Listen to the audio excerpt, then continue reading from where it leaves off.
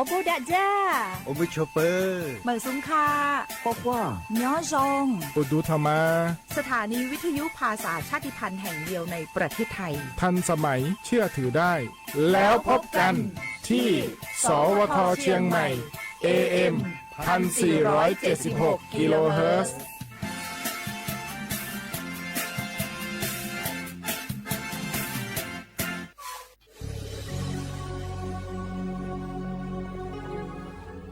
เกิดเป็นคนไทยเติบโตบนผืนแผ่นดินไทยจงภูมิใจในความเป็นไทยชาติไทยเรานั้นนับเป็นชาติที่มีความเป็นมาเก่าแก่ยาวนานเรามีภาษาวัฒนธรรมและมีสิ่งต่างๆที่เป็นเอกลักษณ์ให้เราได้ภาคภูมิใจในความเป็นคนไทยเราควรเห็นคุณค่าและมีความรักชาติหวงแหนแผ่นดินอันเป็นมรดกของบรรพชน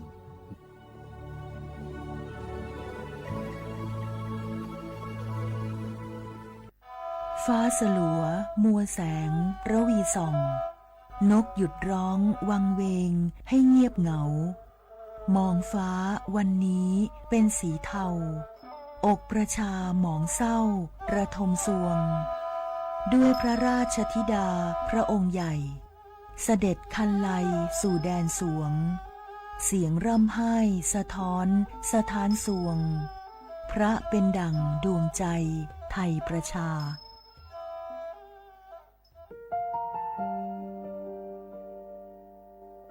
งาฮือละหุยาชอเจทอกา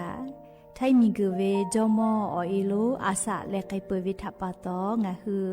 นิมาลูจาเวโยงาฮือมีเวอเอโลแลมีจอมอเวอปาโลเกโลมุนอมาโคโลโกอิเปเวโยงาฮือเตกาเลเลกางาฮือมีจอมอเอโลทะหะเวอคโลยอทะคาทากะดอนอเชตุโย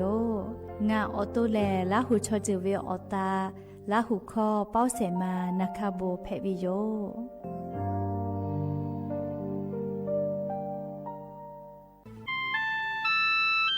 งาคือเจ้าวัดจิ้งใหม่ออกข้อต่อคืออติออกคโลโฆษณาติผาคือกาเวลโกจ้าดาลาเพวิโยอลโก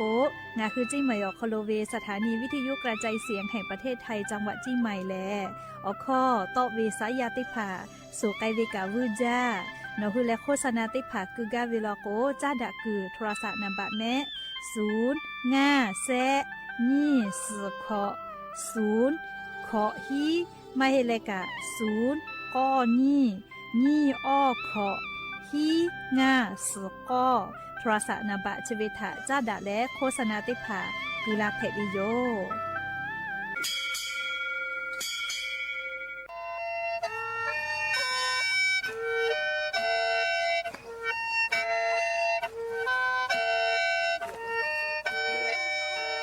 หาเวอวิยเนียละหุยาติกาเลเลทาตาอุยอยาเวอคโลละเซจาเลอรายกาอบุดาจาอคโลหะอยู่ลาวิโยแมนอคือกากาเชเวอคตอคือเชแลจีใหม่ขอยาลอยาอคตอคืออตีสถานีวิทยุกระจายเสียงแห่งประเทศไทยจังหวัดเชียงใหม่ AM ติฮิโอฮาสิจิคกิโลเฮิรตซ์ติไลปืตาเลนพอติพ่อ Facebook Fanpageสวทเชียงใหม่ AM 1476พ่อไลฟ์สดติดต่อไปเชวิโยตีนีเลเลมุหลอกกอวิออยาตีชตินาลิตาและซาวูมุหลอกกอตีชนาลิทาคากายและมเผือวิออยาฮินาริควายตาและข้อนาริทาคากายตีฮาเลเลงาคือละหุคอรายกาอโบดาจาต่อไปเชวิโยและงาออโตละหุคอเป้าเชเซมานาคาโบเมวิโยงาคือลาหุยาติกาเลเลกาลาหุคอพอนาเลออาชุยอลาหุชอเจทะติเกโอกาปิดาเกเพวิโย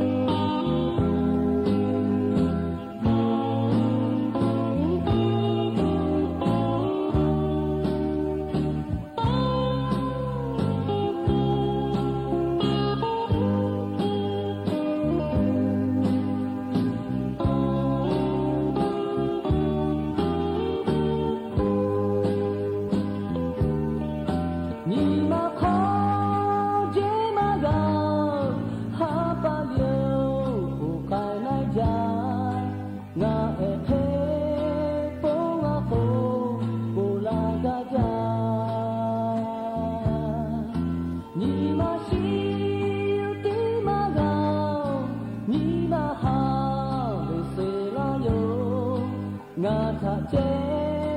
tí bó ô ta ba ta la hát cha lê mà phá gạo mê ô chô nó mà chê ô ngà e cư bê khom mà na sao lo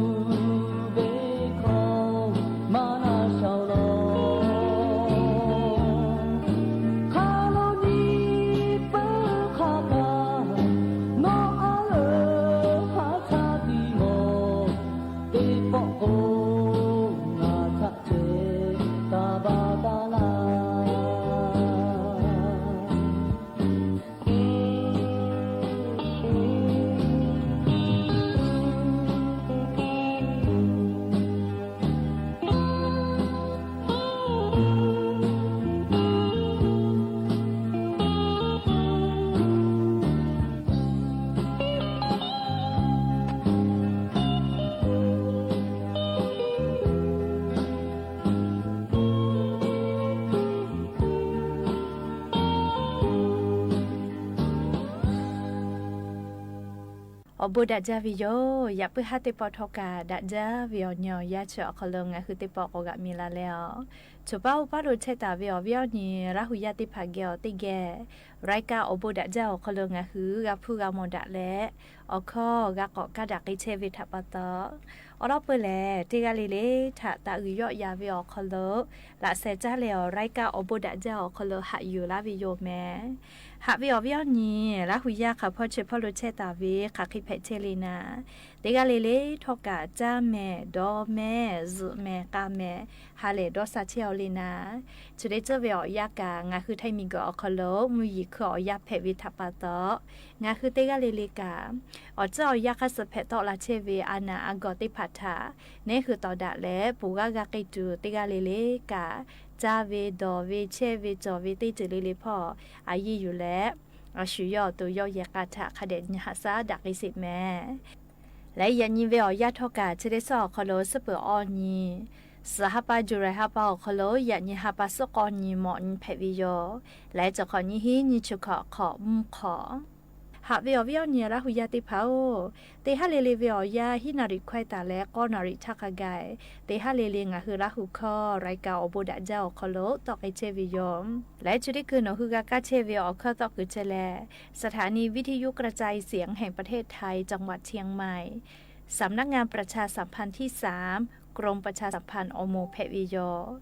ยาปื้อฮาเวียวยาวคโลทอกาพอติแกตอกไอเชวิโยวิทยุเรดิโอพอAM ติฮิโอฮาสิจิคกิโลเฮิรตซ์ติไลพอเปื้อเลกา Facebook Fanpage สวทเชียงใหม่ AM 1476พอไลฟ์สดติตอกไอเชวิโยงาคือราหุยาค่ะพ่อซาพ่อจอกพอนาและติแกนี่คือราหุชอจิตาโอากาปิดักไอแพวิโยจีจอปากกรมอุตุนิยมวิทยาพ่อยุคืออลอซาตาติผาปีกาลาเวงาคือไทมีกอคโลกาเรียกูแฮและฟาตะจิแม่เรียอลอก็จะได้คือมูหอมูยิโลพายุใต้ฝุ่นบาวีก็เวติดีมหาสมุทรแปซิฟิกพ่อแพเชเวลาและเรียจะได้คือเกาะไต้หวันมีพ่อหุยเชลเจ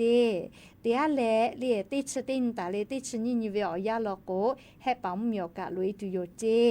เตแลเลียงาคือไทมีกุตุโกเทียมาหือลาอยากคาทอกามูฮามุยิโลพายุไต้ฝุ่นบาวีก็เวชได้ดีทัปปาตองาคือไทมีกอคโลกาติชตินตาเล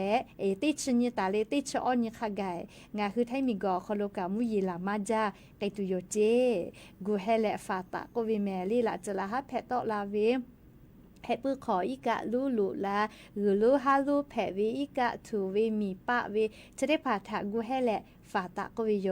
ติชนิตาเลติชออนีสหปาจุไรฮาปาวิออยาเชอคโลงาคือไทมีกืออคโลกะค่ะพ่อเชพ่อโลกะติปอมุยเกาะลามาจากไอตุโยเจเฮก็งาคือไทมุเมียอนาติตอพ่อโลยาญิเลมุยีค่ะใครมาเบหัวเวเลนาเลยอยากซอเตนะกางาคือราหุยาซาตากาเฟลาเวสลามาโอจิให้พ่อมุยลาเวมาปื้อแม่อาเมียกาลาเวอยากซอกะมาปื้อเฮก็แลไลกากาซาตาติผาเฟลาวิโยอาโลอาญิยาญิเลงาคือจิเมวิกามุชาคาเดมาแลลีมุยลาเวลีมุยลาเวอาโลจะเคเตละโกซึมกาเมจาก็เวอบุขอหาฮอที่ซาเวกามาตอลากาลีอบุขอมาตอลากากอยเตโกซึเมเวน่าเรียกขอจะได้เจอมุยก็จอมากไอตูเฮวิลอแม่เรียกของาคือราหุยาติจ้ามือจ้าเวลอกะฮักเก้าจ้ากะใจเวกาเรียมุชามุยติผาทะกะคเดนแม่แล้วก็ยันยังคือไทมุเหมียวนะติตอพ่อลอกกามุยติฮาเวียขอเชเปเซแต่กาตาวิลอแม่เรียกคือไทมุเหมียวนะติตอพ่อมุยลามันจากไอตูเวอติติผาแล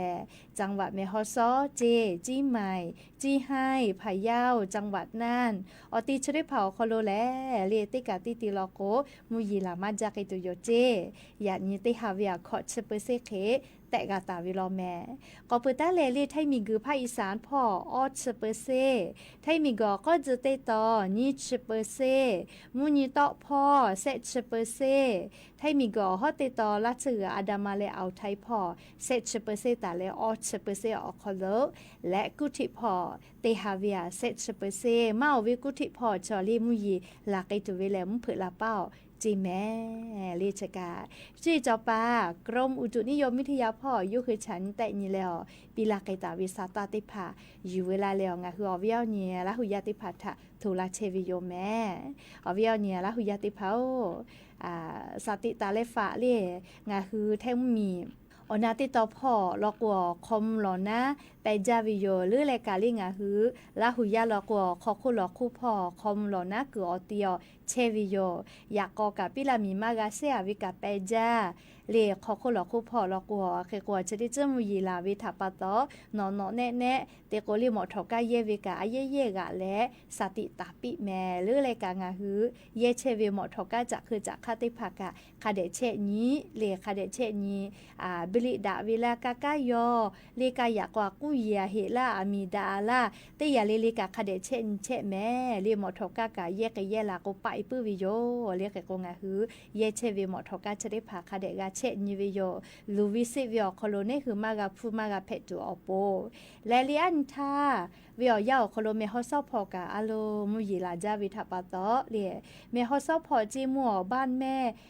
ลามาน้อยตำบลศพเมยเรียอำเภอศพเมยจังหวัดเมฮอซอติดต่อพอกากายากอโคโลลิมีปะกุวิเจคเตเลอชอกะไกมาเกาจิเลยากอชดิจ้ามีป้าลาวิทาปาตอสุเจกาปะจิลาฮาปือกาลีจิกาเตเลยากว่าหุสุสิวิเจลียานิเวอยาโคโลตุโกเลียงาคือมีกาติปายากอติภาบุปอปือวิโยจิแม่จะได้เจ้าคอโดสติกาติวิโยเรียกก็งาคือซาตาไลพอกากาโมวิกาลานะมีอินเดียพอกามีกูใกล้เชเวลีมีกุยอจิลาเลปะติเปวิเจชอกาลาจลาฮากางากาเซเลอมาจามโมฮิวิกาไลกาจิแม่เลียจะได้จมุยีลาโมวิทาปาตอมีกุออซาญูวิโยเรียกก็งาคือกาติจาวิกาคาเดกาญิวิโยแต่ก็แลเลีติกาเลถ้าสติปิลาวิติจึงแพวิโยแม่ก็จ้าเลกาเลียวเวียเนี่ยละหุยาติเผากระทรวงพาณิชย์พ่อกาซาตาโตลาปือวิโยแม่งาคือเลกะอูฮอจาเชวิโมฮอป่าโมฮอมาปอกามาเมกามาติผาโมติผาเลียวฮอจาวิโอคโลกาอพุตะกาเจ้าหลอคือลอยวิโอคโลกาตะวิโย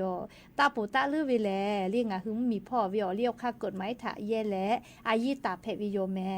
เคกอเลกาสวพาณิชย์พ่อก็เวเลจะได้คือกะอูผู้อาจตะลาวิทะปะตอนิชสาตาเขตะลาวินาเลติอูเวียเฮโกกะอูจะได้คือติสเวียเลเซบะฮิชสาตาขิกาวินะเลกะอูเตบะเวียฮิชสาตาเลเฮโกไลกะลอกกะอูพุตะลาวิทะปะตอเลมาฮอวิกาจอเวลิชะเกกอตาลาไทอฮอกามาเกตัวโปติดอนิเวเลเฮโกกะอูจอเลมาฮอวิลโกกะคอพิจอวิเจใครแต่เลลิกะอูผู้ตะจาวิลโกกะคอพิจอวิจิแม่เรียกะสวพาณิชย์พอกเวนะเรียนอคือกะอูผู้ตะมาจาวิลโกแต่ตาวิคอพิแลทอคอกะสขออยู่ฮอแลมือวิอผู้ทักขะไกกะเตเซอมือบะขะไกมือแผวิเจมอฮอจามอกะจาวิกะเตยาลิเลกะลิออเมเตพาแลมมีวิอเลียวคาแต่วิคาสกะตะวิโยมอฮอขะจาลืจามาโกมอฮอเลอฟูมาเนมาโทวิชได้ผาทอกะอายิติแผวิโยเรียกกว่านิเวติยาธาชได้สอคโลกะอูพุตะวิแลลิมุยีลาวิเจเรียมุยีลาเลนอนแน่เตโกเลกะติผากะอูคาเดมาอูลอเจ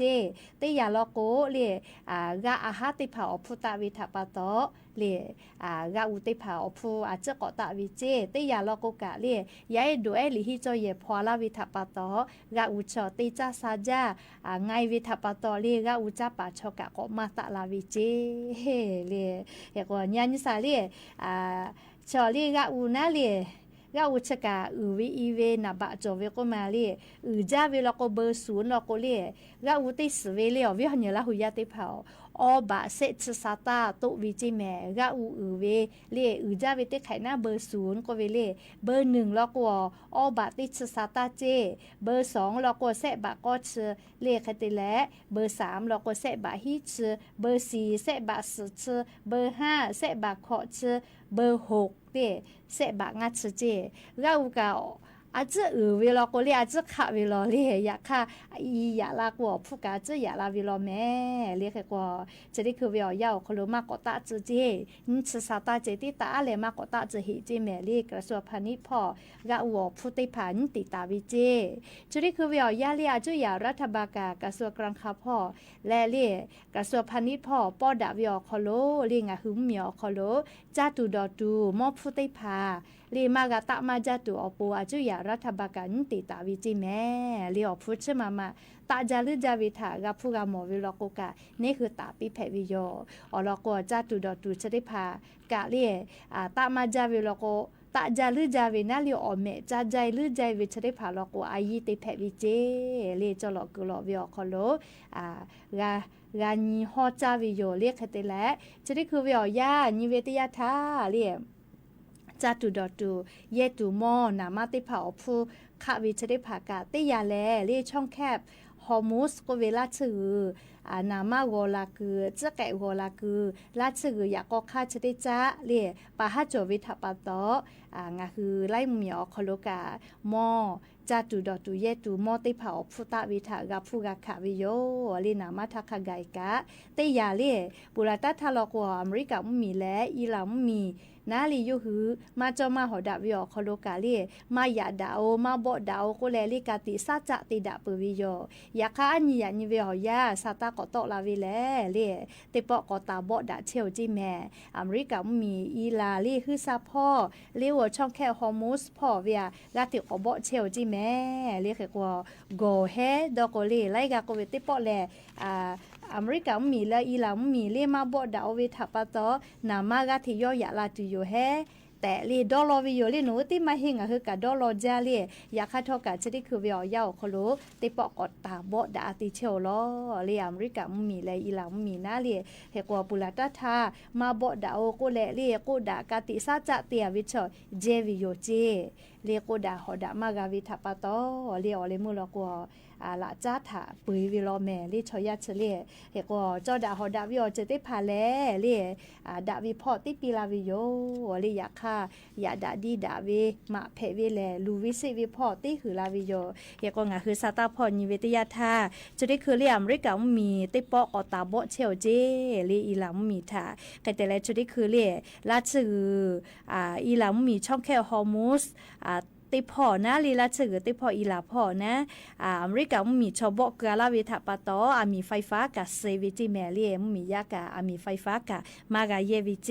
เฮโกปุลาตัทาเลประธานาธิบดีโดนัลด์ทรัมป์เลยยกตาเวอีลามีและเลอเมริกามีมาบอดาวก็เวกาติติดาววิโยเลปุลาทากาติติดาววิโยอยากคัทอกากาติเชเวเลก็เจวิโยเจเลจะได้คือติปอก็ตาบอดาไอเชลจิแมรอรู้แหล่เล่นามาโกลาคือช่องแคบฮอร์มูสก็เวติคาพอจ้าดาลาวิเจเรียกว่านิเวติยาทัชกาเล่รัฐบาลอีลาพอกาซาตาปิโตลาและเล่เจ้าอย่ารัฐบาลสหรัฐอเมริกามีพอกาซาตากาติปิโตลาเทวิโยเล่ค่ะคิดเท่ากามีสุสาเวบ่ดายาดาวิฮะเจปีเลจอดาฮอดาวิอเจติพาติมีเลลิกากาลาปีจอดาฮอดาวิจอละก็มีโกเลติโกมียากะเชซาเลอกาจากาดอวิพ่อกะดาลาวิโยยาคะคาทะเลอลีมีสุสาเลมาบ่วิติพาจอละก็แลหาวิโกวิลูวิสิวิอเจติพาคาบิลุลาวิโยเลเคโกจกาหาวิอวิอนี่ละหุยาติเผาจังหวัดแม่ฮอซอพอเลบ้านดอยแสงก็เวเลญาณิละกองคือละหุยักขะกะชูวิโยเลบ้านดอยแสงจิแม่เลอำเภอเมืองจังหวัดแม่ฮอซอพอวะหัวเววะติพาผู้สเวเจเลอาลักงัดสเคเกาจิแม่เลวะนาต้อยหัวเวอานานาบุกาเลเซเวนะชริคืออปตปังหมูและลีปศุสัตว์จังหวัดแม่ฮอซอพอกาติปากาอติคอลุยและวะผู้เซวิชาโทมาทัปตอเซเวเลนาบือคติยาวะเกียวเปลาเวียโทมานาบือเลนาลีชริพาทากะชาเชวิเจใครแต่แรงหุมมียาวะหัววิติภาวะสมาจาวิติภาทะลอกกะกาปิวิจิแมลีชริคือนิชเสเยกาเกาเจเลวะหัวเววะผู้เซเวนะเรียกแต่ละวะเซเวลีชริข้าอคลงงัดสเค เกาจิแม่วะนาบูกาเวนาลีขาเคนาลีอยากขันยานิวิชอวะเคตตอเซวิแลลีวะนาบูกาเวียชุยโยลีอยากขะกาวะนาบูอปุมาคติยามาชเวนาลีเขโกชกาฮาปัสฮีนีสฮาปาจุเรฮาปาวิอยาโคโลจังหวัดเมฆซอพอ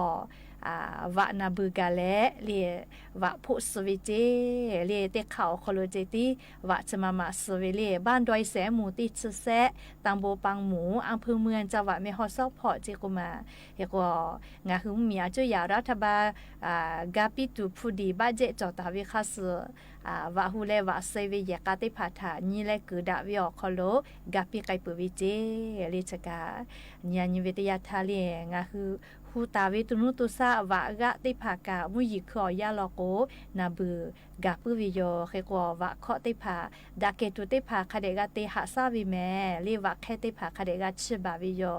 วะฮูจาวิแลวะเคาะคเดติแลเลวะชอแค่นุจากุมาเลแค่นุจาวิแมเลวะชอสามเมจากาแค่นุจาแค่กวะฮูเวลโกขะเจ้าเลชุเยเป้ามากาฮูแมวะแค่นุเวทัปปะตอเลอลโกชุเยเป้าวะฮูเลวะแค่นุเวตยาทาชุตาลาโกนี่คือวะฮูปาเลขอพิจอวิแมข้าคอลอคอโลวะฮูจาวิกามุฮอกค่าเลชุเยดอกมาดอกเวกากาญิวิแมเลงาฟูจอเลงาวะฮูกาเลฮูเวมาเฮเลยาคานี่คือเยปาเยกุโลเลข้าคอลอคอโลชูวะแค่นุเลชุตาลาโกนี่คือวะฮูปานาลีข้อพิจอวิแม่เรียกโกจกาวะฮูวิอลอจ้าดาวิเรียกก็จะได้คือลอโกวะสากอผู้ก่อตาดูโยเจวะฮูกอติอเลวะฮอกกอตีนาเลียวอจะใจเตเลชฮอกกอติอกาติกิลุวินบะตาวิจิแม่เรียกก็นี่คือชุดฮวาวิอสานี่คือเกโลกาลาทาโกขันยิบะเกตุนาโซนะเลอยากคักกะวะสาชอมาจามาแผก็มาเล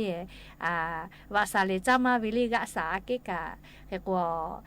วะสาอพุตะกะนามาอพุยะลาวิลอกวาจะเคียเฮวิโยโหเลอยากคักกะนามาอพุยะวิชกะคำมายะให้จิแม่อลอก็จะได้คือวิอยาอเมริกามีและอิหร่านมีเลยแต่พอก็อยากได้ติเชี่ยวจิแม่ออกค่าก็กูเชี่ยวจิออกแล้วก็น้ำมาโกลาคือละชื่อช่องฮอร์โมสก็เวติเขาน้ำมาโกลาวิปะฮะก็จอดาวิเจเลยแค่ก็ก่อนยันยูเวติยาธาจีดาวิมากก็หอและเลยอยากได้ตัวออกค่าติปอก็ต่อละเชี่ยวจิเลยมาโกเราแล้วเวเลยเอาแต่แล้วก็กัวลาโกนาลิงคือมิงก็จะได้สอคโลกาจากาดอวิพอกะเคลาวิโย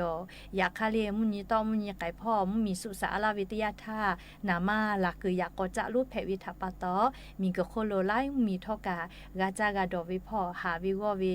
แผไกวิแมลีมอติเผาพุตะลาวินาเลียกจกายูเวลาเลลิงคืออวิยาเนียละหุยาติผาทาอลอซาตาติผาทุลาวิโยแมและอย่าเพิ่งหาติปอทอกาชิลากาลาตุเวอลอซาตาติผาจะใครไม่จะได้โยแม่ลุลาเลกากาพนาเลออกาปิลาเชเวติกาเลเลกาอบูจาแม่ติกาเลเลซเมกาแม่เชซาจอซาฮาเลดอซาปีอบูจา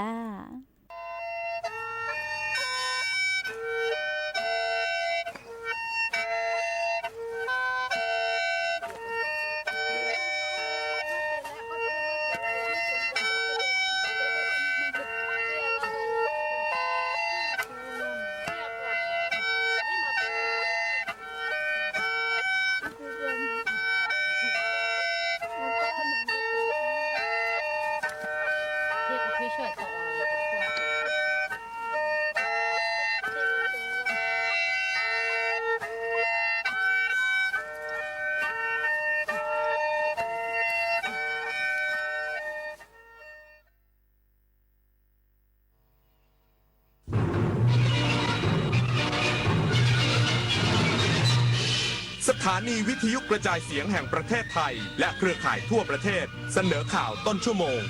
รู้เร็วรู้จริงเกาะติดทุกสถานการณ์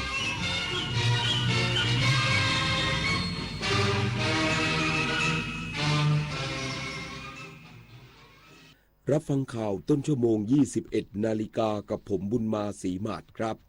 รัฐมนตรีช่วยว่าการกระทรวงคมนาคมชี้แจงเหตุเครนล้มบนถนนพระราม2เกิดจากความผิดพลาดทางเทคนิคในการดึงเสาเข็ม อีกสักครู่กลับมาติดตามรายละเอียดครับ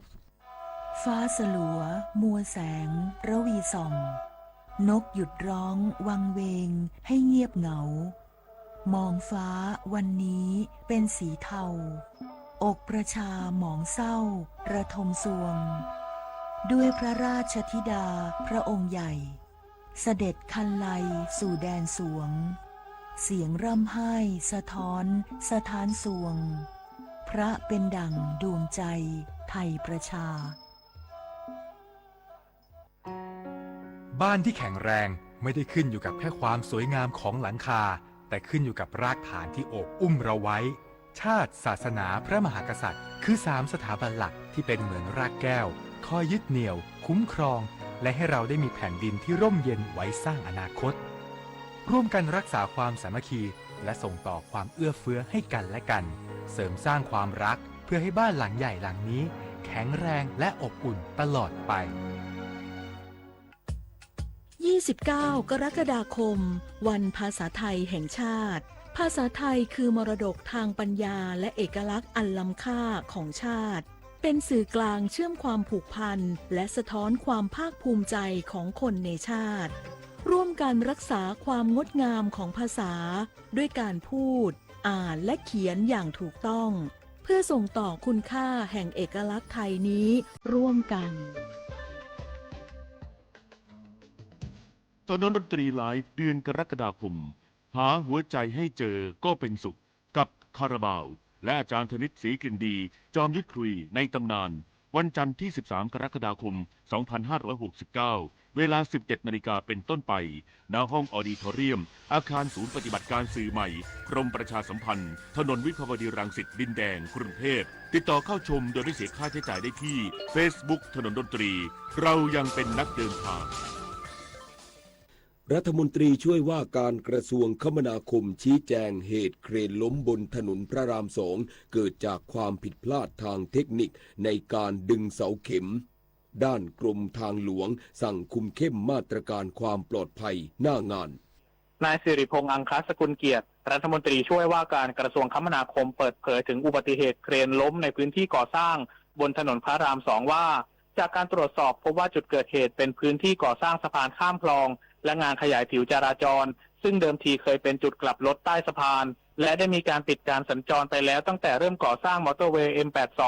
จึงไม่มีรถของประชาชนได้รับความเสียหายจากเหตุการณ์นี้ส่วนสาเหตุสำคัญเกิดจากความผิดพลาดในขั้นตอนการดึงเสาเข็มขนาดความยาว25เมตรซึ่งเป็นการควบคุมงานที่ผิดจังหวะจนทำให้เกิดแรงเหวี่ยงสูงและส่งผลให้เครนล้มลงมาทับผู้ควบคุมเครนเสียชีวิตโดยผู้เสียชีวิตเป็นชายชาวจังหวัดสุรินทร์และเป็นผู้ที่มีใบอนุญาตปฏิบัติงานอย่างถูกต้องทางนี้รัฐบาลได้กำชับไปยังกรมทางหลวงและผู้รับเหมาให้เพิ่มความระมัดระวังและเข้มงวดกับมาตรการความปลอดภัยสูงสุดพร้อมเตือนว่าหากเกิดอุบัติเหตุซ้ำซ้อนจนส่งผลกระทบต่อชีวิตและทรัพย์สินของประชาชนในอนาคตอาจถูกลงโทษขั้นเด็ดขาดด้วยการขึ้นบัญชีดำเป็นผู้ทิ้งงานตามมติคณะรัฐมนตรีที่เพิ่งเห็นชอบไปเมื่อวันอังคารที่ผ่านมาปฏิพล สรพรหมมารายงานผู้ว่าราชการกรุงเทพมหานครสั่งอพยพประชาชนในรัศมี30เมตรหลังพบถนนประชาธิปกสุดตัวเพิ่มพร้อมเฝ้าระวัง24ชั่วโมงนายชัชชาติสิทธิพันธ์ผู้ว่าราชการกรุงเทพมหานครลงพื้นที่ติดตามความคืบหน้าเหตุน้ำรั่วไหลภายในบ่อพักน้ำใต้อุโมงค์ก่อสร้างโครงการรถไฟฟ้าสายสีม่วงใต้บริเวณวงเวียนใหญ่พร้อมกล่าวว่ากรุงเทพมหานครจะดูแลสถานการณ์โดยรอบดูว่าอัตราน้ำที่รั่วเข้าไปในอุโมงค์หรือมีดินเพิ่มขึ้นเพียงใดอัตราการทรุดตัวของดินรอบนอกเพื่อดูว่ามีความเสียหายเพิ่มขึ้นหรือไม่โดยผู้รับเหมาแนะนำให้ทำการตรวจสอบและเฝ้าระวังพื้นที่โดยรอบในรัศมี30เมตรจากจุดเกิดเหตุและจะต้องอพยพผู้ที่อาศัยอยู่ในอาคารโดยรอบบริเวณถนนประชาธิปกซึ่งมีอยู่3อาคารรวม60คนโดยจะให้ออกจากพื้นที่ไปก่อนเป็นเวลา1สัปดาห์นอกจากนี้ยังมีการตั้งศูนย์บัญชาการบริเวณจุดเกิดเหตุเพื่อประสานงานอำนวยการเหตุการณ์จากการตรวจสอบพบว่าถนนประชาธิปกทรุดตัวเพิ่มขึ้นแต่เริ่มทรงตัวจึงต้องติดตามสถานการณ์อย่างต่อเนื่องโดยได้ปิดการจราจรบนถนนประชาธิปกตั้งแต่แยกบ้านแขกไปจนถึงวงเวียนใหญ่รวมเป็นระยะทางกว่า200เมตรเพื่อลดแรงสั่นสะเทือนไม่ให้อาคารพาณิชย์ถล่มลงมาโดยใช้เครื่องมือตรวจวัดการทรุดตัวของผิวถนนและอาคารโดยรอบอย่างต่อเนื่องติยาพันธ์ยางเทียนรายงาน คณะทำงานตรวจสอบโกงการทุจริตสอบท้องถิ่นเรียกผู้เกี่ยวข้องกว่า 6,000 คนให้ข้อมูลโดยจะเร่งสรุปผลภายใน 20 วันก่อนเสนอรายงานต่อนายกรัฐมนตรีพลตำรวจเอกกิตรัตน์ พันเพชรผู้บัญชาการตำรวจแห่งชาติเรียกประชุมหน่วยงานที่เกี่ยวข้องเพื่อกำหนดแนวทางตรวจสอบข้อเท็จจริงกรณีร้องเรียนการทุจริตสอบคัดเลือกท้องถิ่นโดยกำหนดให้คณะทำงานภายใต้การกำกับของนายประกรณ์ นินประพันธ์รองนายกรัฐมนตรีเร่งรวบรวมพยานหลักฐานและสรุปผลภายใน 20 วันก่อนเสนอรายงานต่อนายอนุทิน ชาญวีรกูลนายกรัฐมนตรีภายใน 30 วันพร้อมกันนี้พลตำรวจโทณัฐศักดิ์ ชวนาไสยผู้บัญชาการตำรวจสอบสวนกลางเปิดเผยว่าการตรวจสอบจะครอบคลุมผู้ที่เกี่ยวข้องราว 6,000 คนทั้งข้าราชการบริษัทเอกชนและผู้เข้าสอบรวมถึงบุคคลที่ถูกกล่าวถึงในสังคมเช่นนางสาวส้มนายกฤษนายกเทศมนตรีตำบลควนลังจังหวัดสงขลาและผู้สอบติดข้าราชการจังหวัดพังงาซึ่งทั้งหมดจะถูกเชิญมาให้ข้อมูลประกอบการตรวจสอบอย่างไรก็ตามขณะนี้ยังไม่มีหลักฐานยืนยันว่าบุคคลดังกล่าวมีส่วนเกี่ยวข้องกับการทุจริตดลนภา สุภรัตน์สมบัติรายงานน้ำมันทุกหยดมีค่ารู้ใช้รู้รักษาวันข้างหน้าไม่ขาดแคลนจบข่าวบุญมาศรีมาศอ่านรับฟังข่าวครั้งต่อไปเวลา 22 นาฬิกา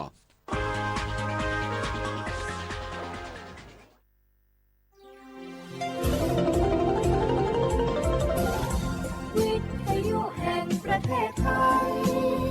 ให้ความรู้คู่ความสุข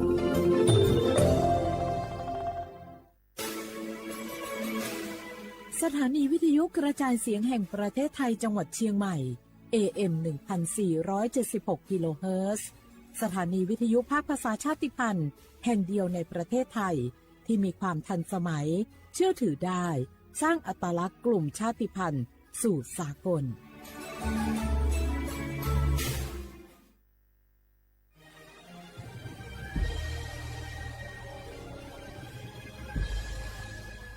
เกิดเป็นคนไทยเติบโตบนผืนแผ่นดินไทยจงภูมิใจในความเป็นไทยชาติไทยเรานั้นนับเป็นชาติที่มีความเป็นมาเก่าแก่ยาวนานเรามีภาษาวัฒนธรรมและมีสิ่งต่างๆที่เป็นเอกลักษณ์ให้เราได้ภาคภูมิใจในความเป็นคนไทย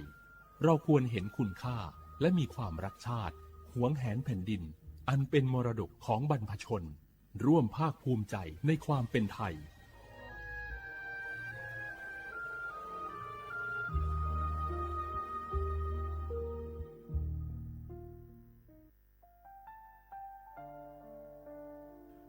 อาเดือไทยมิขอสองผาอามาสมเด็จพระนางเจ้าสิริกิติ์พระบรมราชินีนาถพระบรมราชชนนีพันปีหลวงควยตาโอดาเลียกาชายันดาชอเนมาอายออามามิขอเปียวเนไทยมิขอกะดูอาคาชอเจอกะดูเงเกเนลาหมายแอดิชนีถามิเนนือมาหลักเฮมาเงเลชญาเธอมิเนอาดิมาโยหานาลูอายองเนเกเนโยเยบอนเนมาอีนอายอมาโดอาดิเนโกเอียเนเควตาโอดาเลมิเนนือมาหน่วยสาวเนวอจโจเอเกญาอาดิมาโยหานาลูอายองนือมาหลักเฮยอจอนาลูเนเกเนโยเยบอชอเนมางามาอาเขาชอเจโยกานาลู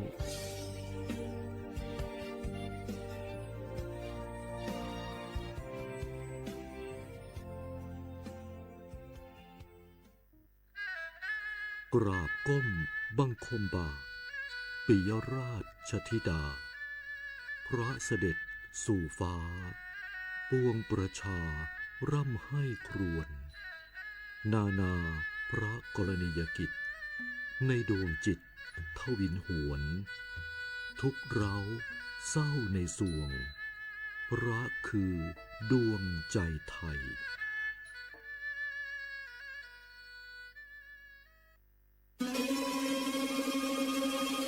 ก้าว สำคัญมาถึงแล้วเจียงใหม่นครหลวงของล้านนาสู่การเป็นมรดกโลกต่างวัฒนธรรมขององค์การยูเนสโกเมืองที่ยังมีชีวิตและมีประชาชนอาศัยอยู่ร่วมกันวันที่ 3-8 สิงหาคม 2569 นี้สภาการโบราณสถานระหว่างประเทศจะลงพื้นที่ตรวจความพร้อมจังหวัดเจียงใหม่ขอเชิญชวนภาครัฐเอกชนและพี่น้องชาวเจียงใหม่ทุกคนมาร่วมแรงร่วมใจพัฒนาปรับปรุงพื้นที่ทั้ง5ประตู4แจ่งตามแนวคูเมืองและ7วัดสำคัญวัดเจียงมั่นวัดพระสิงห์วัดเจดีย์หลวงวัดพระธาตุดอยสุเทพวัดสวนดอกวัด7ยอดและวัดอุโมงค์ช่วยกันดูแลให้สะอาดงดงามคงคุณค่าสถาปัตยกรรมดั้งเดิมเพื่อต้อนรับการตรวจครั้งสำคัญนี้ร่วมกันร่วมสนับสนุนเจียงใหม่สู่เมืองมรดกโลกต่างวัฒนธรรมโดยสวท.เจียงใหม่สำนักงานประชาสัมพันธ์ที่3กรมประชาสัมพันธ์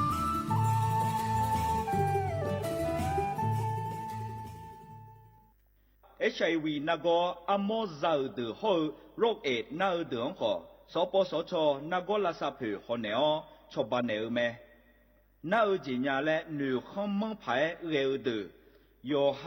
บัดทองซุ่มยากาสีเชี่ยวเนอตาบอจาลิเนอแม่หน่วยบริการอากาศขอลาซาเนอแม่สีเชี่ยวเง HIV อาโมอุนาชดเชดัวนักอาโมจำยาวกาบิวตามาเบียเจนีลาซาแม่สีจ้าละคุยซีมาบิโกยากาขอบิวแม่ไวรัสตับอักเสบซีมาวันโลกมายากาบิโอบิจาแม่สิญญาเจมอนาสปสชติซุ่มจำยอ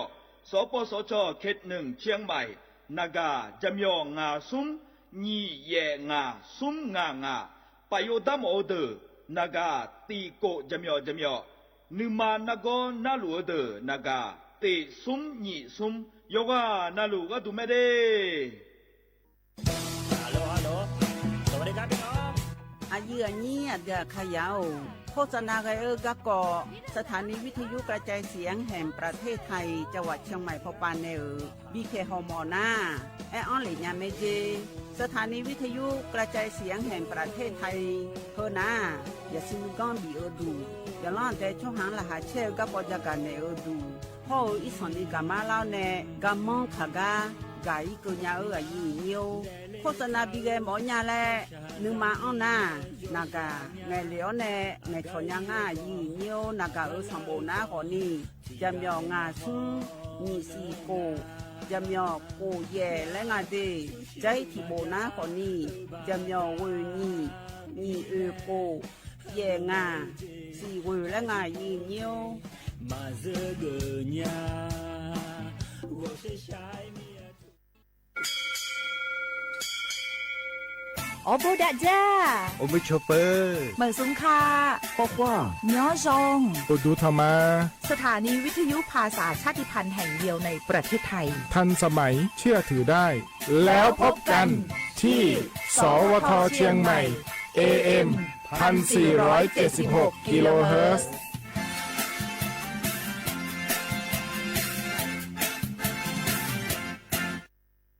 ข้าชอ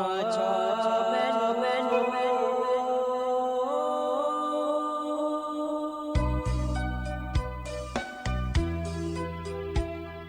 ซานีจอปูเลงดอวทุยอาคาเบซานีจอโมเลงดองชอยอาคาเบชอพามาสิจอชาโล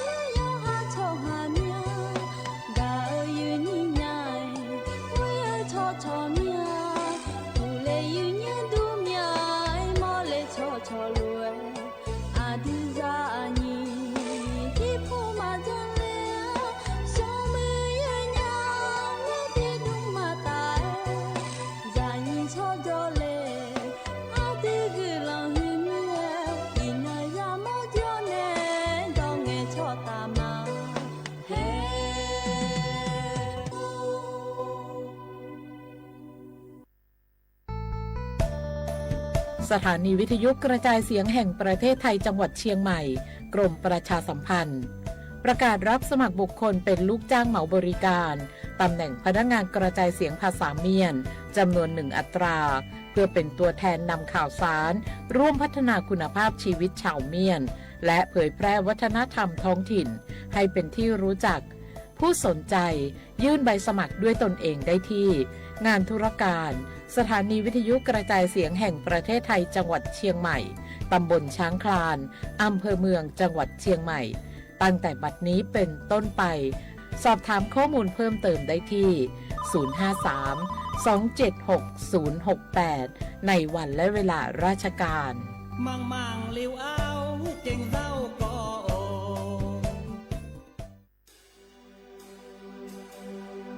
อุมามาเบียซาซิโกนิกามาเลงาจิเธอลวยนุมาแอเพญาแอคอนียุงเกยนอนแนจอมางาอุนุนุนุตูหาเจ้าต่อต่อย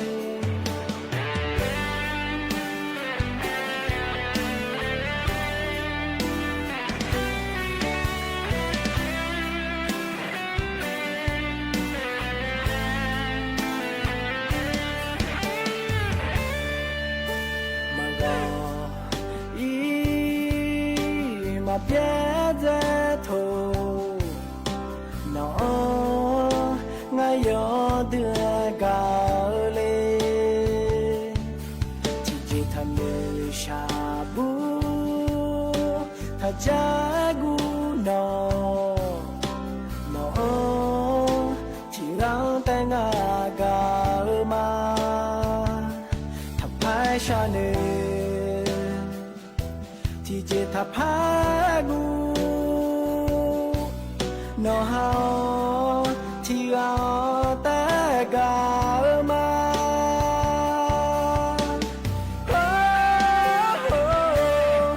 อุมามาเบียซาซิโกนิกามาเลงาจิเธอลวยนุมาแอเพญาแอคอนียุงเกยนอนแนจอมาอุนุเลนุตูหาเจ้าต่อต่อยมาชิทีซีก็นุงกามาโอ้ยนอนในเงาแบนนุงจองวีเท่าโนเอเราเลสาจามามีชาควยตาหาแดงไงเงานุงกาซาลาโฮโมต่อต่อยเราแต่มา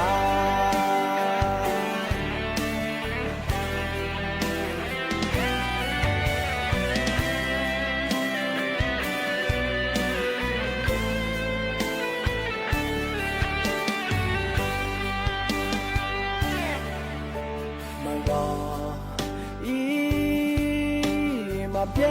เจโทนอไงยอเดือกาเลที่จิทำเดือชาบูถ้าจากูนอที่เราแต่งกามาถ้าพายชาเนที่เจตพากูนอฮาที่เราแต่กามา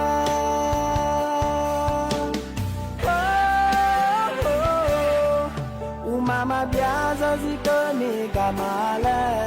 งาจิเธอลวยนุมาแอเพญาแอคอนียุงเกยนอนแนจอมาอุนุเลนุตูหาเจ้าต่อต่อยมาชิทีซีก็นุงกามาโอ้ยนอนในเงาแบนนุงจองบีเท่าโลเราเลสาจามามีชาควยตาหาแดงไงเงานุงกาซาลาโฮโมต่อต่อยเราแต่มา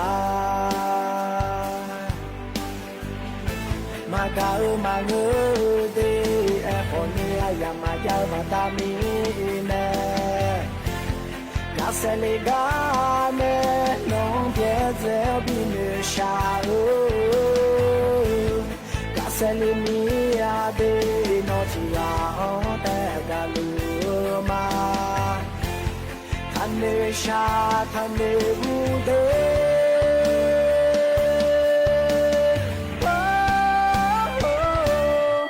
Umama biasa si keni kamala ngaji thulu nu ma punya nyung ke ne joma nai ni le ni tu ha jai ka koi ma shi thi si kenu kama oi no ne ngao be nu jong di thalo na le sa ja ma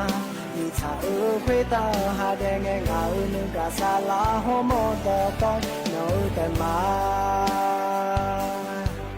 na le sa ja ma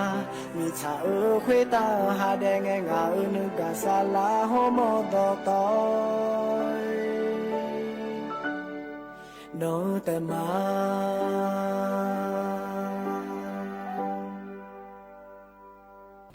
lo ya như là cha các bà cha ji hum ji khe thơ ji nó te mẹ ji anh nó thế này chẳng thà ngay ya như du thama ya như yuan nó lu lo hè như chỉ còn ni ai làm thì có lối phải thằng phụ thằng chú là mẹ ya như là này chế là cái như ngã còn ni ya như lấy mà yu cả đứa này ya cho đam mẹ ya như ngã chỉ mình ngã còn ni ya như mình đo lấy thay phần ngã còn ni bị cắt tu lấy lo ya nhưกันในตานะมันเนี่ยมีมุมดูแลได้ในมาอย่างนี้มันเนี่ยมีมุมดูนักกว่านี้สถานีวิทยุกระจายเสียงแห่งประเทศไทยจังหวัดเชียงใหม่สำนักงานประชาสัมพันธ์ที่3กรมประชาสัมพันธ์ยนยุ่งนักกว่านี้สวทเชียงใหม่และงานอย่างนี้นายอย่างนี้น่าหยาพนักกว่านี้บอกเกิดแล้วก็คู่มาโคแล้วก็คู่อะไรอย่างนี้AM ที่พายยาสิเชื่อกิโลเฮิรตซ์และงานอย่างนี้นาเฟซบุ๊กพนักกว่านี้สวทเชียงใหม่ AM ที่พายาสิเชกกิโลเฮิรตซ์และไงอย่างนี้คือนักกว่านี้งามากทุจริตและก็พวกในน่าหายาและไงอย่างนี้นาดิมาขานกว่านี้ยุจิกว่านี้มีโอกาสงานอย่างนี้สีบลามองที่โคลอยอย่างนี้ถ่ายพนักกว่านี้ว่าเพื่อสบดีและอันนั้นนักกว่านี้หุ่ยลอยอย่างนี้กรกฎาคมนิพังอายากูเชื่อหุ่ยลอยอย่างนี้เห็นยุจิกว่านี้และจะการจิวม่นี่เลยทำมาอย่างนี้ก็ป้ามาเกิดเลยมีนายโดยชาติบิมเล่นอาหารเนี่ยขนมเล่นเลยทำทากาและพระจ่าการในละมาอย่างนี้โดยชาติบิมนักกว่านี้งาอานาตีและใช้เวลาอย่างนี้อย่างนี้กว่านี้ก็เขาพาเราติดโควิดได้มาอย่างนี้Bayangkan mula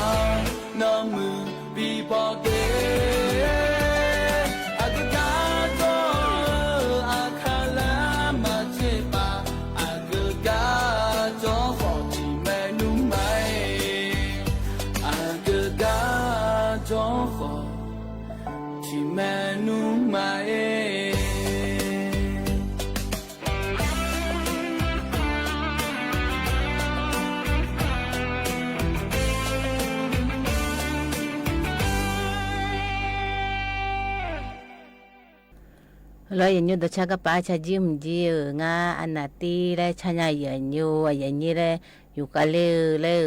ma bi yu ka le a ji bi bio le phon ne ma yen nya khanu pa the thi chu mo jo ne thi yam jo ne thi ko yu ka le ma yen nyu he gan de ta na le cha ga ji le m tha ga le da ne ma yen nyu a be be hum na lo yen nyu ga hum na yo ha yo nyu lo yen nyu yo ha yo nga le che ja ji ma ya bi ja je yen nya ha ji ya ho mi ya tho lo che ja ji le ma bi ya ji lo hum na ko ni ayu ma ya che ja nga yu ma ya jon ne nga na ga pa da ne ma yen nyu ga pa bu tham na ko ni adima yo ha le ma ya di ya ji lo honge ba bu adima kha bu bi di sa se me to ni mo na ku mai pho bo le nga ye nya tu le di to le nga lo mo thon ne ko ni ma di nya ji mo lo na ko byo ne le nye se ma di le ko ni ma nye se nya ji yo ha ji ya ho mi ya tu ma jan nya ji mo lo na lo ye nyu ku mai pho na bo le nga ye nya sa ni bo le nga lo honge na au cho na ya da nga ne ti ji kulo we masinya melo ye nyu honge ba ya danga la nyu ma ya da de ye nyu di le abune dulana je abune danu che na le bole ya ye nya hu ji lo honge bana thai do ba nya me ti ji ma ne nya me kulo bi di ko bi nye ku sa ji nga ne na nyu na ko ni kulo ma ya di nga lo di na ko ni so ni bole me ye nyu na yo ha ji ya ho mi ya thlo ye nyu ba kha ma ya jan na ji yo ha mi ya lo ye nyu yo ha mi ya yo ha ne ma yu ta mo na ko ni ti ji le ma ya di ya ji lo ko ni le ha ji ya ge ayo ne ma yu ta le nga le da kho ba ne ma ya di le ya ji lo ye nyu thu ko ni bo nga ye nya na ja thim na ko ni yo ha ji mi ya ho ji ya thu le de ma ya de ji lo yo ha mi ya ko ni de le ishani nu sara pa ku de ma ya jan je ye nya bon le ji khu le nga lo nyu ji ji bu la ku lo nge bi sa ne nga lo ma lo na ku lo ma ya bi nge nga ye nya hong e je la nge ku lo jan ko ni nyu no ya de le nga lo nyu no ya de sa bu ju mi si nya me ye nya ku lo jan na bon le ye nya to mi ne yo kha na ni ga lu ku lo aji je pula ja cho thi ga ne te jang te ma mu ni lo ye ni ne jang ko ni he no ne ku tha jang le pha de ne na ko ni ma lo na nu ma na la pha ma ya jang ne je ye nya hu na ko ni lo ye nyu na myo pula ko lo we tham le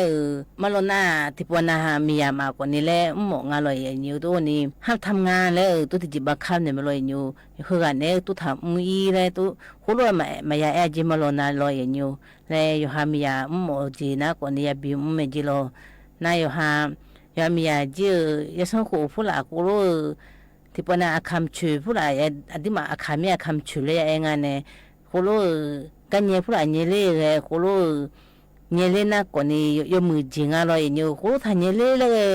nu sa ma ya bi en ya ji lo to mi ne ko lo jan ne na ko ni adima nu jang ko nge hong e ba adima mi chu ko lo adima akham chu he adima ji la sa pa phe ni le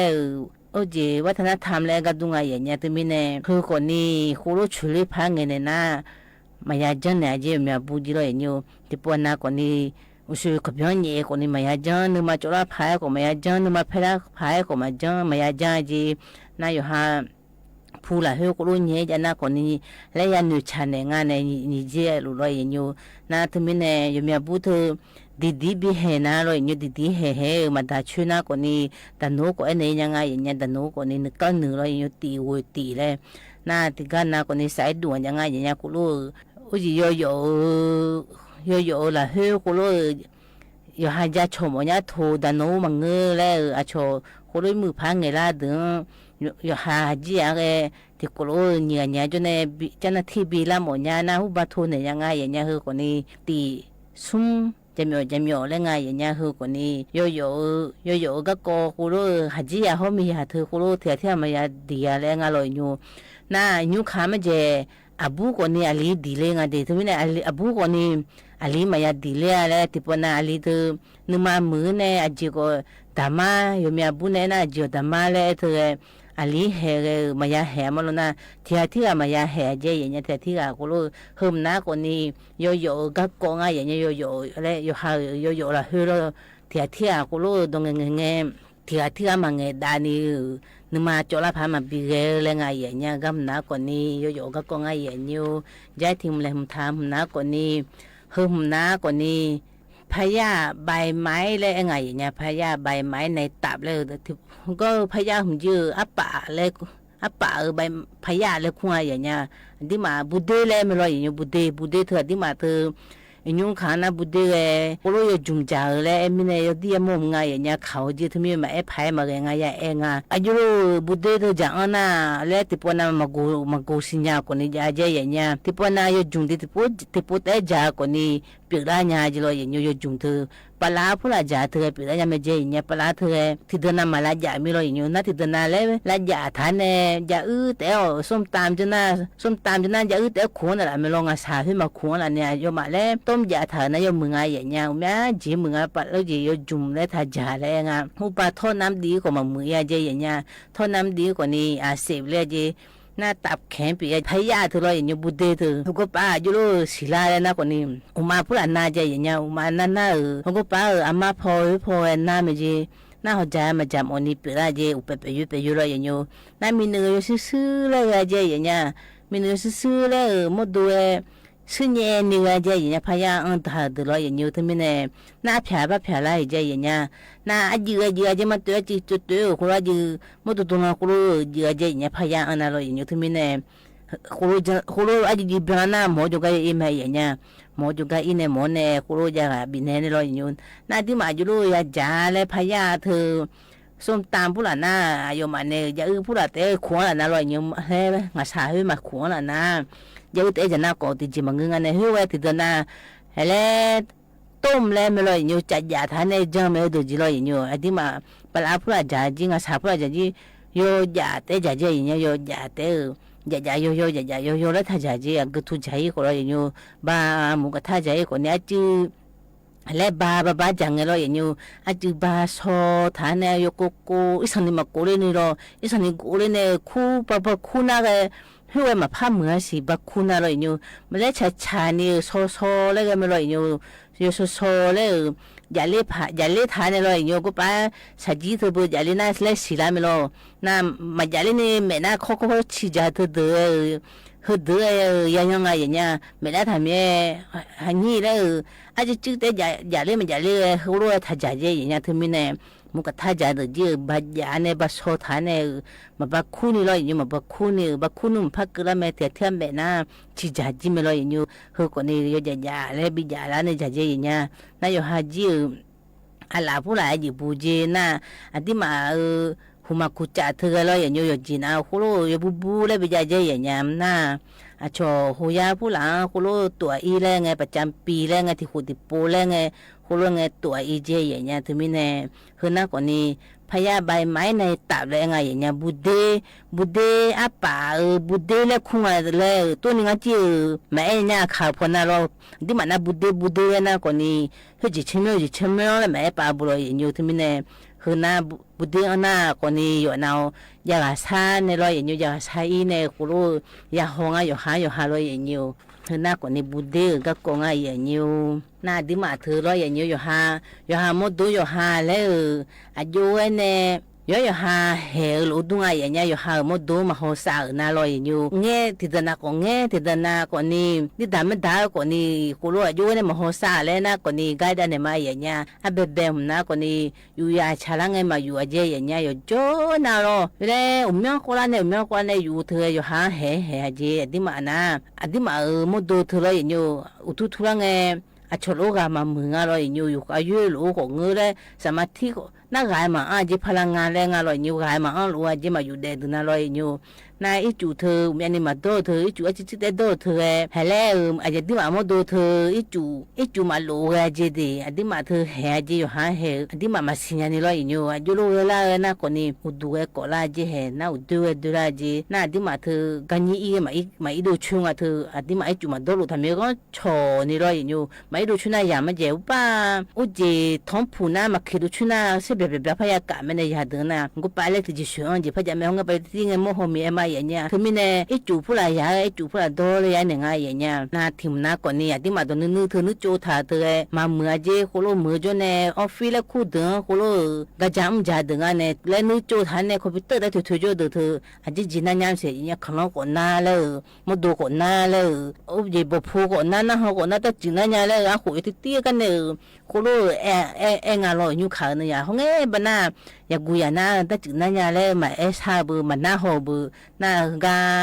苗呢，现在不然也不明呢，苗不然面弄就他们姐个那也么个人家好个把路嘛叫没了，对面呢，葫芦诶，可能有哈海的，对面呢嘛弄就他呢，干嘛去唱也叫啊，那天啊葫芦啊，就嘞也唱帮啊人家，那嘛你嘛都呢。有吹家的嘛，我这人家有吹头有打头了，人有和的包嘛，我这有吹头那个呢，包完个呢，比人家有打个呢，姐不跑，啊的嘛。กับพ่อจีดูแลงานอย่างเงี้ยน่าเฮน่าคนนี้อุปโลหัวใจคนนี้เสียจิโลน่าที่มาสีความดันเธอสูงเลยจีโยตาผู้ละเธอโลโยช่วยผู้ละเธอโลอย่างอยู่จุดจ่าเธองานเนี่ยจุดจ่าขนมปังผู้ละโดนักผู้ละจีฟิล์มไฟผู้ละน้ำโคเธออย่างเงี้ยบ่าวชนิดที่สองจีบ่าวเปล่ามาเธอไม่แน่ก็รู้จังเธออยู่หาเหตุจีอยู่หาเหตุอาหารขยะและภายในไอ้เสียชมมาเจก็ดึงอาหารขยะเอาไม่ได้ถ่ายจัดดีเลยก็รู้น่าอยู่หามุดดูมามือเมียอาหารขยะอะไรไงอย่างเงี้ยน่าอุจิพอนักการนี่อาเธอรออย่างอยู่นักการนี่อาเธออยู่การเล่นแบบหูเล่นนี่อาเธอที่มาล้อน่ารออย่างอยู่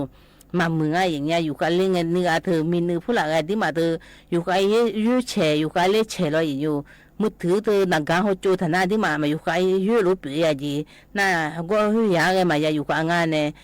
น่าไอ้ยาเจอหน้าคนนี้อยู่กันดีสามังงานจีเราอย่างอยู่ให้ปั๊มปุ๊บแต่มีเนี่ยก็จะหกก็ฐานเนี่ยอุปเทียบคือหกตีมือก็หกเนี่ยมาอยู่กันเนี่ยน่าสวยๆน่ามาพาอยู่กันเรื่องอะไรอยู่แล้วเบียร์ละเมียแต่มีเนี่ยนักการเขาหุ่มคนนี้โอ้จียมือกว่าโยมามือกว่าโยง่ายอย่างเงี้ยชานี่มันนี่กันน่าเราอดีมาเธออยู่กันนากายากแน่นี่กันเมียอยากเธอไม่เจอามาดาฮอลเลน่าอยู่กันจะเกิดจะแก่อามาดาเนี่ยมาอยู่ไงจ้าเราอามาดาเล่าพังในดูน่านากาบาดูเนี่ยหัวหน้าดีอยากเธอดีแต่ไม่เนี่ยกับบ้านผู้หลักจะไม่ถูกนะกับบ้านมาจังนี่จ้าเนี่ยอยากเธออยู่กันไม่ถูกนะอามาดาที่ห้องจ้าเนี่ยอามาเดือดกาลาน่าเล่าพังกาลาน่ามือถือใบยาทางอดีและเธอไม่เนี่ยอยากตัวอยู่กับกาลาน่าคนนี้เล่นมายาบิฮงเราทุกๆมาทุกชุนี่หัวเฮก็อีไงจี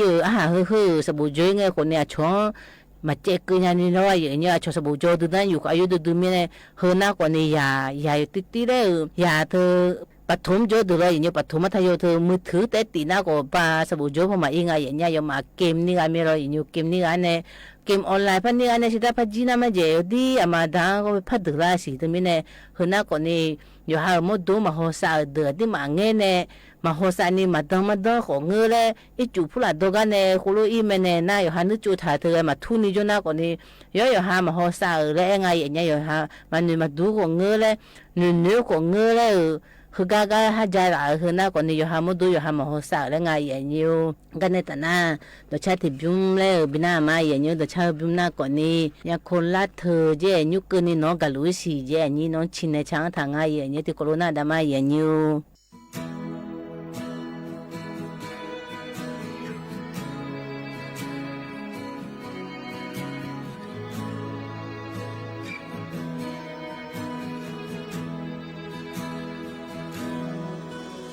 จิมี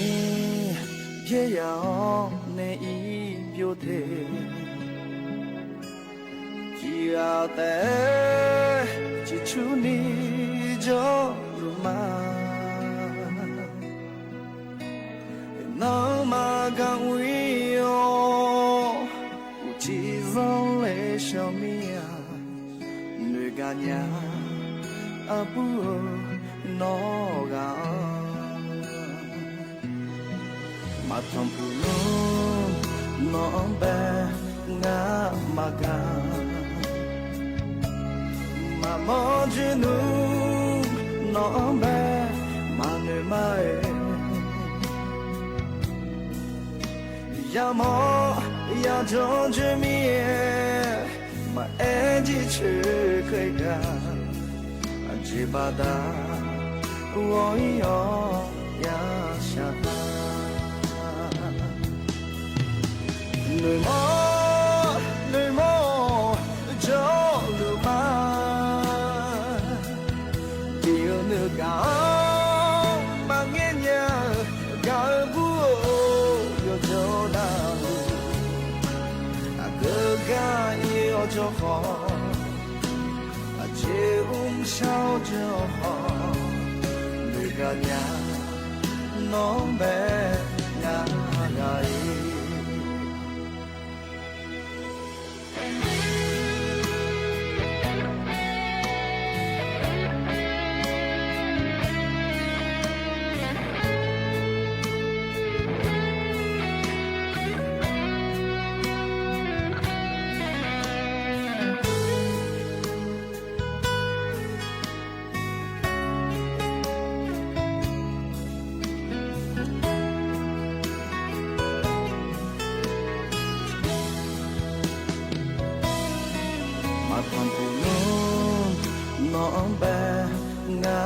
maga mà mong chỉ nu nó bé mà nếu mai ya mo ya cho chỉ mi mà em chỉ chưa cười cả chỉ ba ta wo yo ya sha ta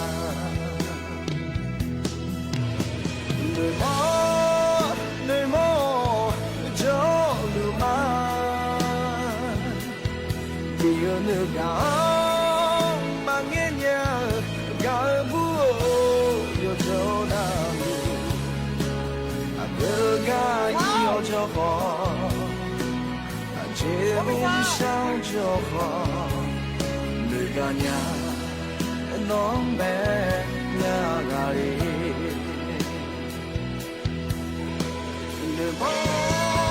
le mo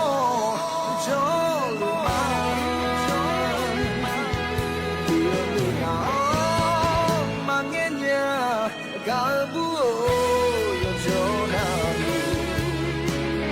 cơ ga yêu cho họ chế sao cho họ người cả nhà nó bé nhà gầy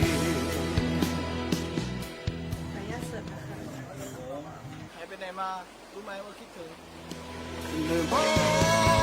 le mo cho le ma điều người nào mà nghe nhớ cả bùa yêu cho nào cơ ga yêu cho họ chế sao cho họ người cả nhà nó bé gầy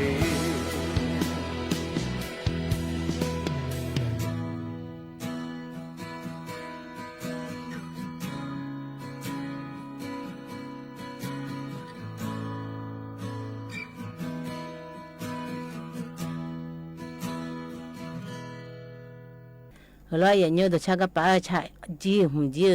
你跟你弄个路西嘞，你弄亲的长汤啊也有，哎呀你跟你那标多了也有，还跟你等那，还就煮嘞，提中嘞，拍那啦嘛也有，个白。lem tham na ko ni ka so yuti tham phone nga ye nya tipwana lo nyu yo ha sinya ko nge ma sinya de ko nge tipwana a cho the yo ha bigula phai le ti jingira nya nga ye nya yo ha ni ga ne ho ro nge tha ko ni ho ro ma jang nya na lo nyu khom khu le nga ye nya khom khu le na ko ni a chon bigu i ji le a cho yo ha bigula ji le jang nge yo ha gugu chi chi le the ho ro jang le bon le je ye nya tipwana ko ni เดเดอแล้วยมาหนึ่งมาลานาคนนี้เดที่ตอนนั้นยากูบมาแล้วอยู่ฮะพยายามกูรู้เด้งอะไรอยู่ดิเซโน่แล้วบุเซโน่แล้วกูรู้มาเนี่ยเจยังเนี่ยบอลเลยจีหุ่มน้ำมาตาหูจีกูไม่ยาพอบอลเลยไงยังเนี่ยมาตาพอบอลเลยไงแต่ไม่เนี่ยกูรู้อันนี้ก็กูรู้หลุมน้าเลยอยู่คือวันนี้บาดานูนี่นะคนนี้ขอเนี่ยละงาเดียอยู่เด็กก็ป้าบลาติสิเลบุทังอ่ะน่าสิตาคนนี้ตีละงาอามุเนี่ยตีละงาเดียอยู่เด็กน่าแต่ก็ตีมังเงยอยู่ขอคนเนี่ยตีเลบุทังอ่ะอย่างเนี่ยถึงไม่เนี่ยอ่ะชอบคมคูเลยเธอชอบบิกูเลยลุมตัวเลยอย่างนี้กูรู้ลุมตัวน่ามาเมื่อจีมาเมื่อคือน่าคนนี้กูไม่พอเนี่ยกูรู้ดูแลเนี่ยอดีมาเกินเนี่ยเป็นลุมงานเลยถักกูเลยจัดเนี่ยมาอย่างนี้น่าจะถึงน่าคนนี้ที่ปนา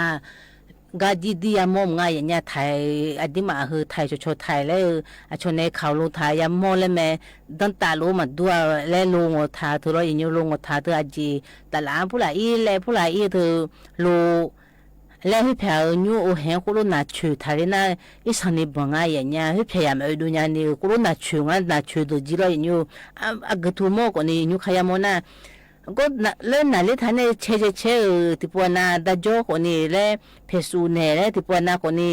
เบื่อเล่ก็ลุมงาเลยอยู่น้ำมันน่ากูรู้น่าชื่อน้ำมันเมื่อใจอย่างเงี้ยชนยูกูรู้น่าชื่อน่ะดานโนทุนเนี่ยดานโนบิลาน่าให้เพียงบิติง่ายอย่างเงี้ยก็ไปลูโนเล่งอทะเลให้เราอยู่แล้วไปเล่งอชื่อทางงาเดียอย่างเงี้ยเดี๋ยวช่วยอะไรโจมันน่าช่วยหามาโจนู่นมากาบุน่าช่วยหาพระโจเมียอยู่เพียงไอ้เพียงรู้เนี่ยมาดูยังไงถึงมีเนี่ยบอลเล่งก็ไปตีเลยนะคนนี้พาบางง่ายอย่างเงี้ยน้าอุบากุมายาพอพระตีเล่งเด็กกุมายาพอน้าคนนี้อามุเนี่ยตีเล่งอย่างเงี้ยคือน้าคนนี้แล้วลูชนยูก็น่าชื่อท่านเนี่ยอยู่ฮะ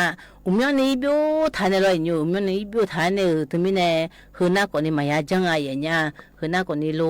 น่าดึงอย่างเงี้ยลูยาเนี่ยลูยาคนนี้ที่มันตั้งแต่น่าเที่ยวตัวมันน่าเชื่อเรามือยามดแต่กูรู้น้ามือเลี้ยลูกากาอีลูแล้วน่าเลี้ยผู้ละน่าคนน่าดูยาบุตัวนี้ก็ยามน่าคนนี้ชนยูน่าชื่อท่านเนี่ยอยู่ฮะอยู่ก็อยู่จีบิวท่านเนี่ยแล้ว有一度呀，那不车什么了，有车你个路车，他们呢，你个嘛产业那讲的努了呢，咕噜也没买人家和那个呢，แล้วที่มาขามังเงอก่อนเนี่ยชงก็กูยังไม่แม่ที่มาเจ้าโชยูกูรู้ทันอีเลยมาอย่างยูกำนันลูกยาเนี่ยลุงงอนยาดื้อเลยอย่างยูลุงงอนยาเนี่ยบ้าชงยูน่ะช่วยเนี่ยเดี๋ยวน่ะกูรู้เดี๋ยวดีเลยจากการเนี่ยมาอย่างยูกันเนี่ยแต่น่ะไอ้อย่างเงี้ยจีกลางอย่างยูกันเนี่ยแต่น่ะใครจะเช่าตัวชาเลยถึงเปิดดูเนี่ยบินหามาก็ไปให้เจราคือเรากำนันก่อนนี่ดูไอ้ยาแล้วไงอย่างเงี้ยลาบูกูเลยอุปาแม่โจ้พในช้างถ่างไงอย่างเงี้ยอย่างก็ให้เจราคือนักขยะชะกาบินามาอย่างยูงาคนนี้อยู่นักกลุ่มมาอย่างยูก็อย่างเวลาเนี่ยเชิดละกันนี่ติโกโลโจดาลาลอยอย่างยูอยู่นักอุดุธรรมากลุ่มมา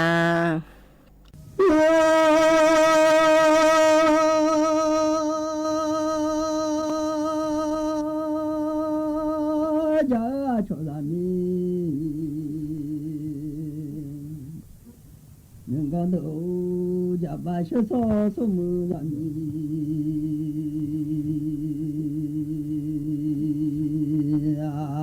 ดูยูจึงอาหที่ว่าละว่า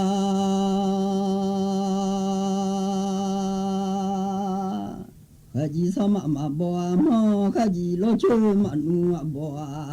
เด็กเชื่อมือ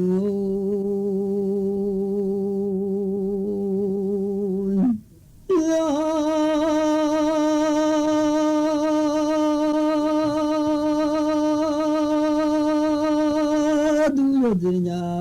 ง่าย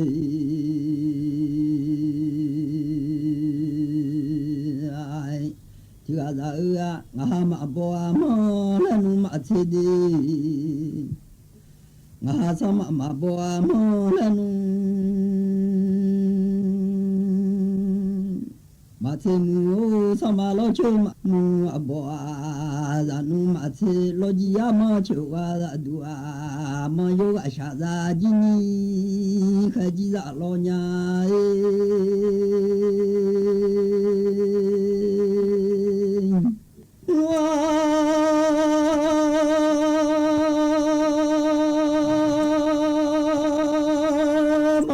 啥子？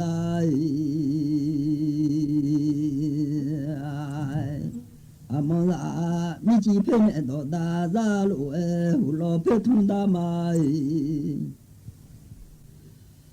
阿多鲁胡罗多达扎米吉。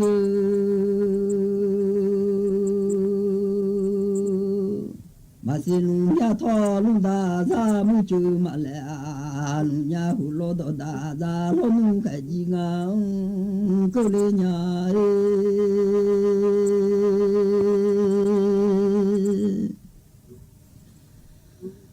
哇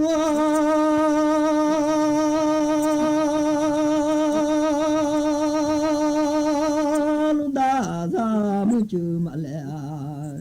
鲁家诺鲁达扎开吉嘎嘎，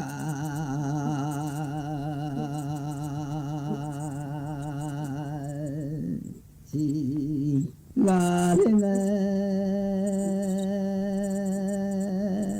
来胡罗托莫多达扎鲁哎诺啊，沙马米扎沙尔罗努努索吉卡德阿拉哎。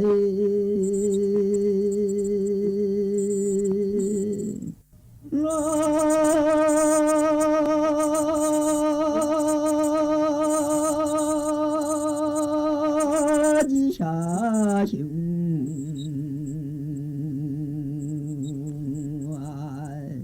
你肯来东尼呀拉杜阿蒙阿提啊沙沙呀上头的家就路安呀说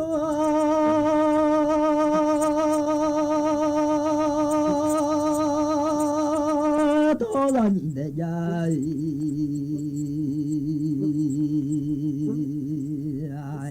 阿就路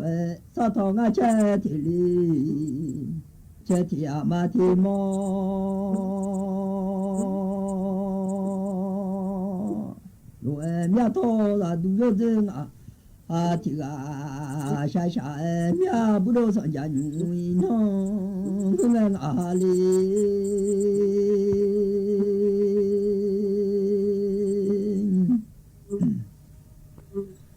说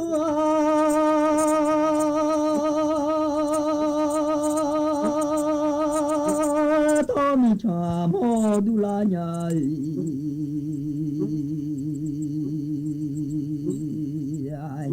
托皮里查莫杜呀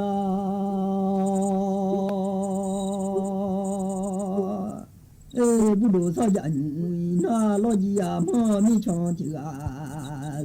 阿萨托胡皮罗努阿米查卡我马波下来啦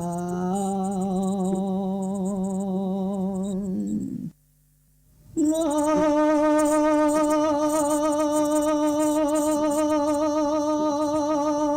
吉米查呀哦阿皮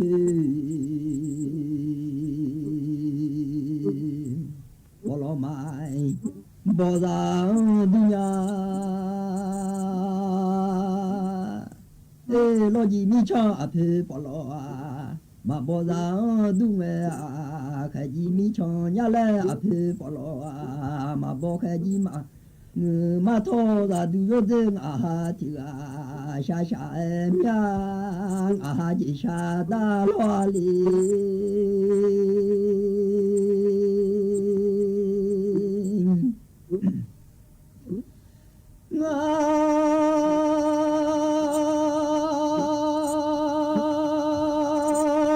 大老吉沙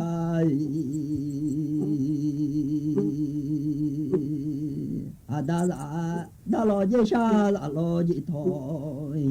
马呀呀头大老姐下大老姐头啊，满家里大奶下姐平啊，俺头卡路路不平俺们哦，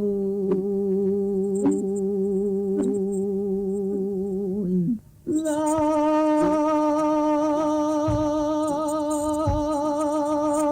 都有人啊听啊。ra da lo ji chu wa da du ai da mu yo le ti mo un di mu za ma yo le ti mo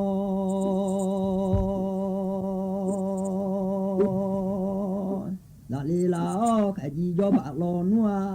se le ti lo lo de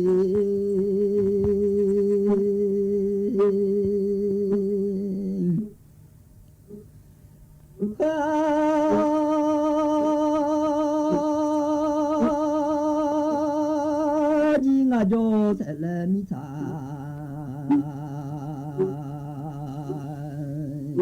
da ka ji nga ko se le ti lo nge mu a la du jo zeng a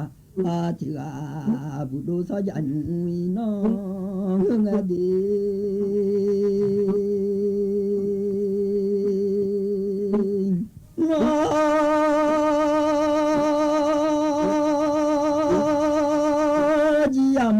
chua la du la le la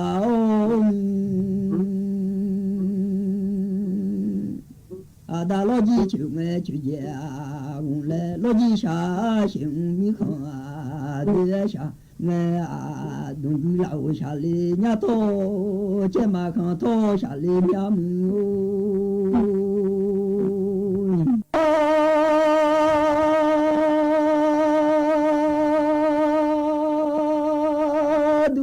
nya she nga hai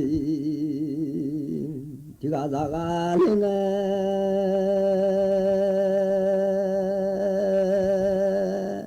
a da lo ji chu a la du la lo ji chu a che je ya gu a lo mya le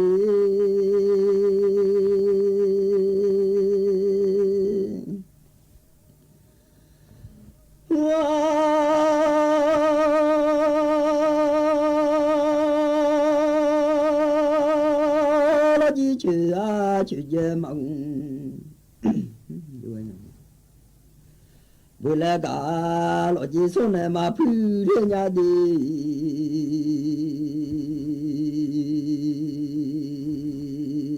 ai lo chỉ cho dễ xuống này mà phu nhà lệ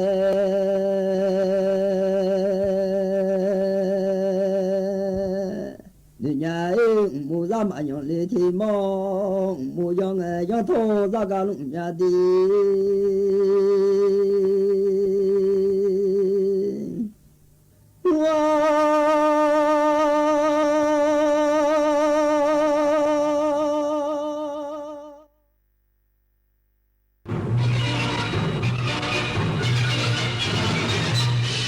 สถานีวิทยุกระจายเสียงแห่งประเทศไทยและเครือข่ายทั่วประเทศเสนอข่าวต้นชั่วโมง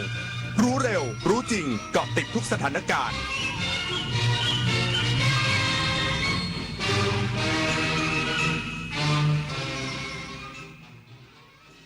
รับฟังข่าวต้นชั่วโมง 22 นาฬิกากับผมบุญมาศรีมาศครับ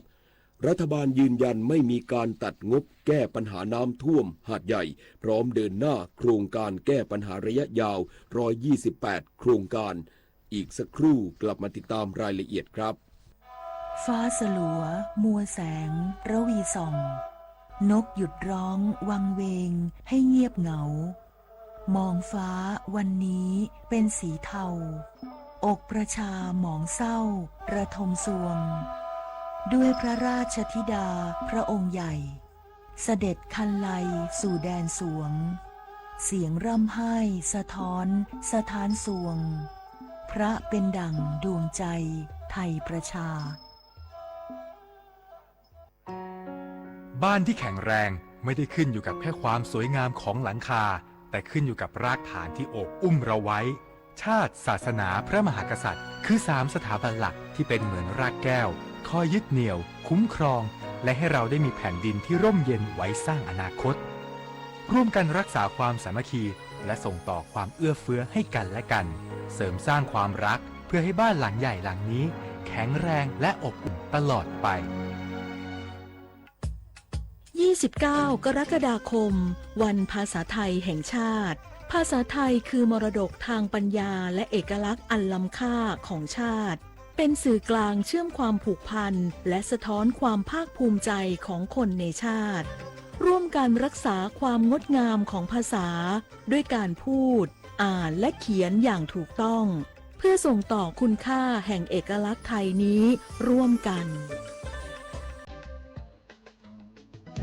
ตอนดนตรีไลฟ์เดือนกรกฎาคม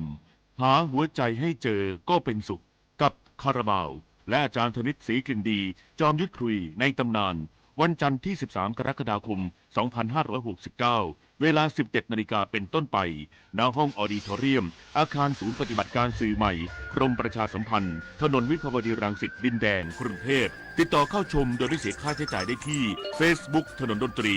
เรายังเป็นนักเดินทางรัฐบาลยืนยันไม่มีการตัดงบแก้ปัญหาน้ำท่วมหาดใหญ่เตรียมเดินหน้าโครงการเพื่อแก้ปัญหาระยะยาวจำนวน128โครงการวงเงิน 45,700 ล้านบาทนางสาวรัชดาธนาดิเรกโฆษกประจำสำนักนายกรัฐมนตรีเปิดเผยว่าตามที่มีการเผยแพร่ข้อมูลในสื่อสังคมออนไลน์เกี่ยวกับการแก้ไขปัญหาน้ำท่วมในพื้นที่หาดใหญ่จังหวัดสงขลาอาจทำให้ประชาชนเข้าใจคลาดเคลื่อนรัฐบาลไม่ให้ความสำคัญหรือตัดงบประมาณในการป้องกันอุทกภัยว่าข้อเท็จจริงไม่ได้เป็นไปตามที่มีการกล่าวอ้างนายกรัฐมนตรีให้ความสำคัญกับปัญหาน้ำท่วมในพื้นที่หาดใหญ่ได้นำเรื่องนี้เข้าสู่การประชุมคณะกรรมการร่วมภาครัฐและเอกชนเพื่อแก้ไขปัญหาทางเศรษฐกิจหรือกรอ.เป็นวาระพิเศษเมื่อวันที่ 8 กรกฎาคมที่ผ่านมาเพื่อให้หน่วยงานรัฐภาคเอกชนจังหวัดและหน่วยงานปฏิบัตินำข้อมูลจริงมาพิจารณาร่วมกันย้ำว่าในการประชุมกรอ.ไม่ได้มีการตัดงบประมาณแต่เป็นการวางระบบป้องกันน้ำท่วมหาดใหญ่ทั้งเมืองโดยข้อเสนอวงเงิน 99.5 ล้านบาทที่มีการรายงานนั้นเป็นแผนระยะเร่งด่วน9รายการที่คณะกรรมการร่วมภาคเอกชนหรือกปร.สงขลาเสนอมามีบางรายการที่อาจจะซ้ำซ้อนกับแผนงานของหน่วยงานหลักที่มีการเสนอโครงการงบประมาณไว้ก่อนแล้วให้นำไปทบทวนและเสนอเข้ามาอีกครั้งและในระยะต่อไปยังมีแผนการลงทุนเพื่อแก้ไขปัญหาระยะยาวของกรมชลประทานพนิษฐ์นาฏ สันแสนสุขรายงานจากประเทศมาเลเซียกรมชลประทานวางแผนปรับปรุงประสิทธิภาพอ่างเก็บน้ำปราณบุรีเพิ่มระดับกักเก็บบรรเทาปัญหาภัยแล้งและอุทกภัยในพื้นที่นายรามสิงหาโสภิตนายอำเภอปราณบุรีจังหวัดประจวบคีรีขันธ์เป็นประธานเปิดโครงการศึกษาความเหมาะสมปรับปรุงโครงการส่งน้ำและบำรุงรักษาปราณบุรีจัดโดยกรมชลประทานที่โรงแรมปัตตาเวียอำเภอปราณบุรีมีผู้เกี่ยวข้องเข้าร่วมจำนวนกว่า120คนเพื่อชี้แจงความเป็นมาเหตุผลความจำเป็นและวัตถุประสงค์ในการปรับปรุงโครงการโดยอ่างเก็บน้ำปราณบุรีเป็นอ่างเก็บน้ำขนาดใหญ่ที่สุดของจังหวัดประจวบคีรีขันธ์ความจุ391ล้านลูกบาศก์เมตรปัจจุบันมีอายุการใช้งานนานกว่า44ปีทำให้ประสิทธิภาพชลประทานลดลงจากสภาพการเพาะปลูกที่เพิ่มขึ้นและการขยายตัวของเขตเมืองทำให้เกิดปัญหาขาดแคลนน้ำในพื้นที่จึงต้องมีการทบทวนในหลายด้านและการนำเทคโนโลยีสมัยใหม่มาใช้ในการบริหารจัดการน้ำเพื่อบรรเทาอุทกภัยและรักษาระบบนิเวศธนวัฒน์วงศ์วิริยะวณิชสวทประจวบคีรีขันธ์รายงานปิดท้ายที่ประเทศไทยเหลือประชากรโลมาอิรวดีในทะเลสาบสงขลาเพียง14ตัวอยู่ในกลุ่มเสี่ยงสูญพันธุ์อย่างมากขณะที่การก่อสร้างโครงการสะพานข้ามทะเลสาบสงขลาต้องอยู่ภายใต้มาตรการด้านสิ่งแวดล้อมควบคู่การอนุรักษ์นายปิ่นศักดิ์สุรัตน์สวัสดีอธิบดีกรมทรัพยากรทางทะเลและชายฝั่งกล่าวถึงสถานการณ์โลมาอิรวดีในทะเลสาบสงขลาว่าปัจจุบันถูกจัดสถานภาพบัญชีแดงขององค์การระหว่างประเทศเพื่อการอนุรักษ์ธรรมชาติอยู่ในระดับใกล้สูญพันธุ์อย่างมากเพราะประชากรเหลือน้อยและอยู่ในภาวะวิกฤตถือเป็นประชากรกลุ่มสุดท้ายของทะเลสาบสงขลา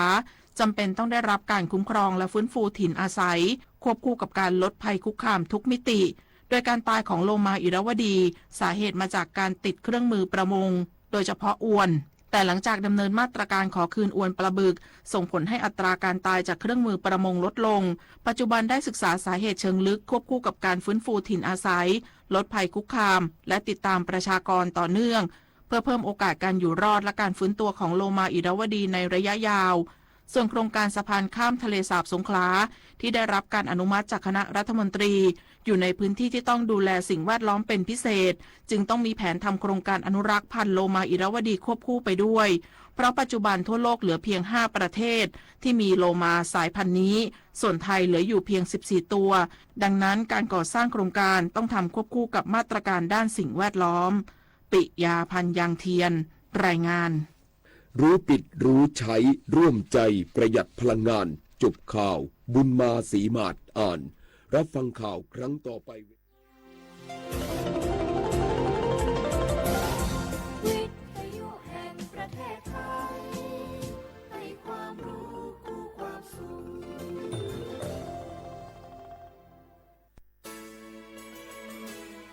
สถานีวิทยุกระจายเสียงแห่งประเทศไทยจังหวัดเชียงใหม่ AM 1476 กิโลเฮิรตซ์สถานีวิทยุภาคภาษาชาติพันธุ์แห่งเดียวในประเทศไทยที่มีความทันสมัยเชื่อถือได้สร้างอัตลักษณ์กลุ่มชาติพันธุ์สู่สากล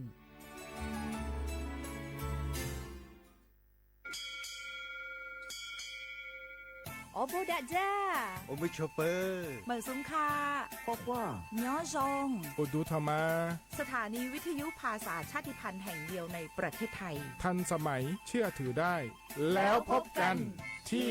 สวทเชียงใหม่ AM 1476 กิโลเฮิรตซ์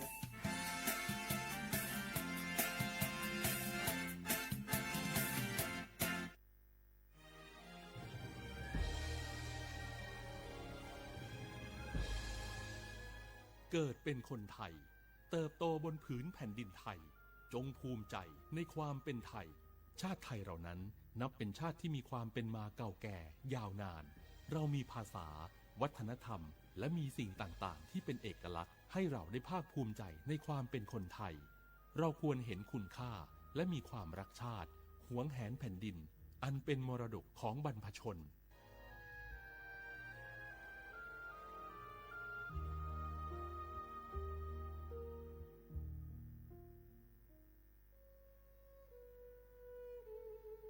ทูลทเวศทั้งแผ่นดินมิเหือดสิ้นน้ำตานองอกสั่นพรั่นไทยผองกรองความเศร้าโศกาดูนอัศชนบนใบหน้าน้ำตาฟ้าหลั่งเพิ่มพูนร่ำให้ทวีคูณยามยินข่าวร้าวในสวงน้อมรำลึกในพระกรุณาธิคุณข้าพระพุทธเจ้าคณะผู้บริหารข้าราชการและเจ้าหน้าที่สถานีวิทยุกระจายเสียงแห่งประเทศไทยกรมประชาสัมพันธ์สารคดีแสงเพชรส่องล่าเจ้าฟ้าพัชรกิติยาภาตอนแสงแห่งใจเจ้าฟ้าพัชรกิติยาภาสมเด็จพระเจ้าลูกเธอ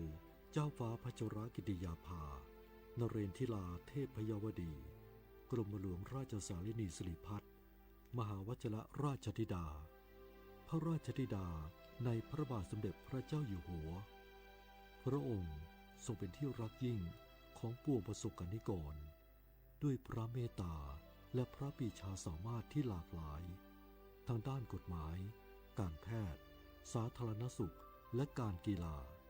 แต่สิ่งสำคัญที่อยู่เบื้องหลังการทรงงานทั้งหมดคือพระราชปณิธานอันแน่วแน่ที่จะทรงงานปิดทองหลังพระพระองค์ทรงมุ่งมั่นที่จะนำความสุขมาสู่ประสบกนิกรอย่างเงียบๆและต่อเนื่องย้อนกลับไปในขณะยังทรงพระเยาว์เจ้าฟ้าหญิงผู้ทรงสง่างามพระองค์นี้ทรงฉายแววแห่งความเฉลียวฉลาดและความเมตตามาโดยตลอดเมื่อทรงสำเร็จการศึกษาในระดับปริญญาโทด้านกฎหมายจากคอร์เนลยูนิเวอร์ซิตี้สหรัฐอเมริกาและทรงกลับมารับราชการใน ในตำแหน่งอัยการ พระองค์ก็ทรงใช้ความรู้ความสามารถเพื่อเป็นที่พึ่งของประชาชนอย่างแท้จริงทรงตระหนักถึงความสำคัญของกฎหมายในการสร้างความยุติธรรมให้เกิดขึ้นในสังคมพระกรณียกิจของพระองค์ทรงเป็นแสงนำทางสู่การพัฒนาสังคมอย่างยั่งยืนด้วยพระปณิธานอันแน่วแน่ในการสร้างสรรค์สิ่งดีงามเพื่อความผาสุกของประชาชนทุกหมู่เหล่าเปรียบดังแสงแห่งใจสถิตในความทรงจำของประสบกนิกรไทยตลอดไป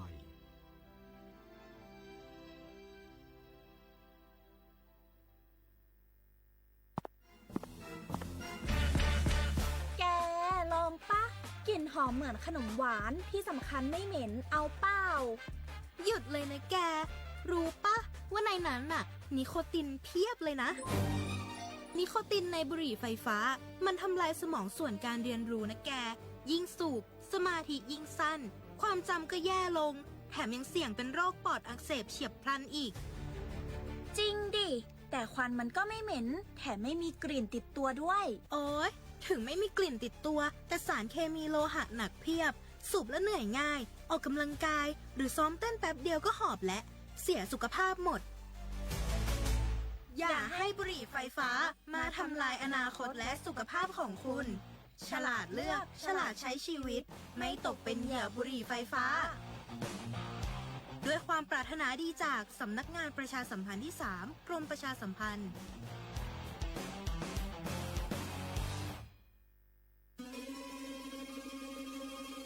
ก้าวสำคัญมาถึงแล้วเจียงใหม่นครหลวงของล้านนาสู่การเป็นมรดกโลกต่างวัฒนธรรมขององค์การยูเนสโก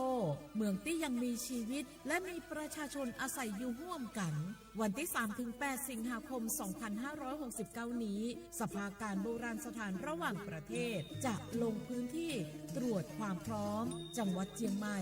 ขอเชิญชวนภาครัฐเอกชนและพี่น้องชาวเจียงใหม่ทุกคนมาร่วมแรงร่วมใจ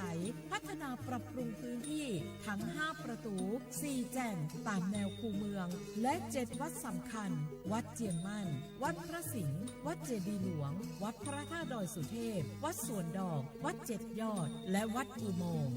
ช่วยกันดูแลให้สะอาดงดงามคงคุณค่าสถาปัตยกรรมดั้งเดิมเพื่อต้อนรับการตรวจครั้งสำคัญนี้ร่วมกัน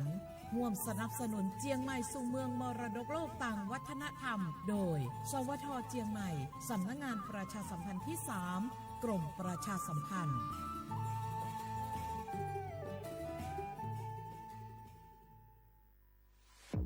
ใช้สิทธิ์บัตรทองเข้ารับการรักษาที่คลินิกแพทย์แผนไทย30 บาทรักษาทุกที่ได้ง่ายๆทั้งนวดประคบอบสมุนไพรใช้แค่บัตรประชาชนไม่เสียค่าใช้จ่ายสอบถามเพิ่มเติมโทร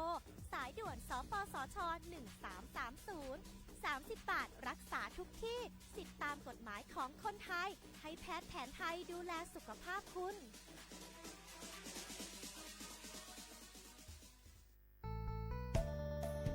สถานีวิทยุกระจายเสียงแห่งประเทศไทยจังหวัดเชียงใหม่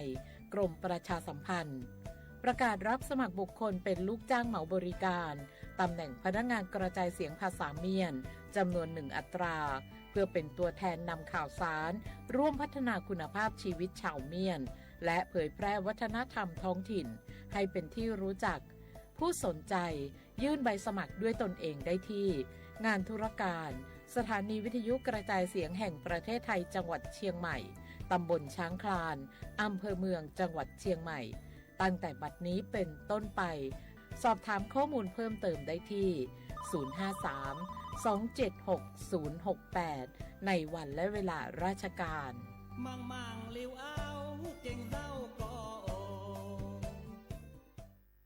พี่น้องเขาสนใจใครปืนเผาผ่านตั้งห้องเปิดเสียงสวทเก้งใหม่ปั่นตั้งหูห่มปาดังมีดังซื้อถ่อมแจ้งแล้งหลีกว่าไก่ในปืนตีเจดอนเก้งใหม่กับสืบมาเลยดีสวทเก้งใหม่หมายฟ้น053-276-068และ0922468579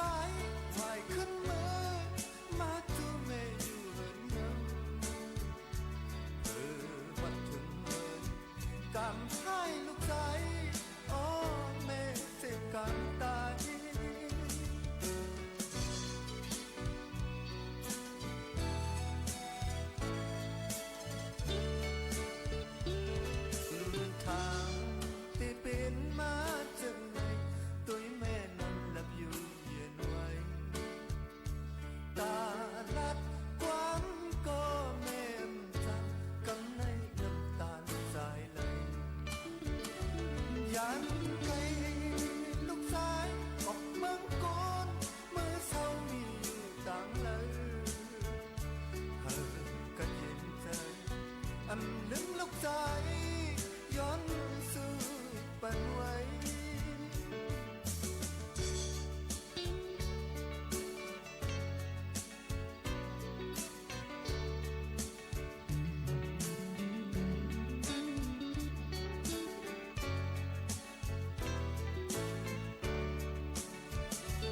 ยันใจ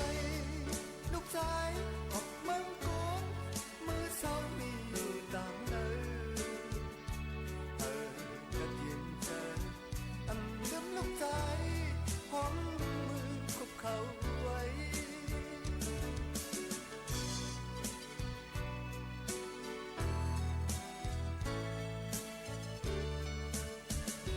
เมื่อเลี้ยว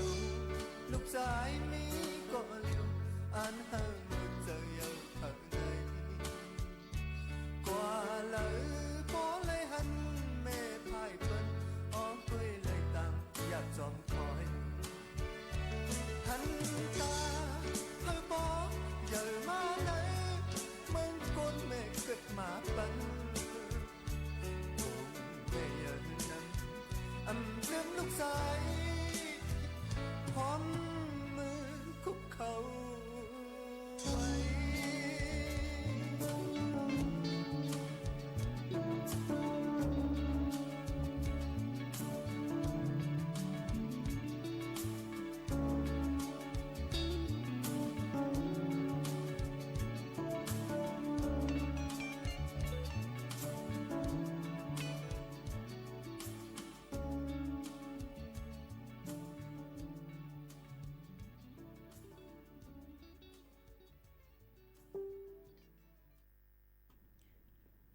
เหมือซุ้งค่ะเหมือซุ้งพี่น้องผู้ยินถ่อมเฮาค่ะกูก็กูกุ้นดังหมดดังเสียงค่ะ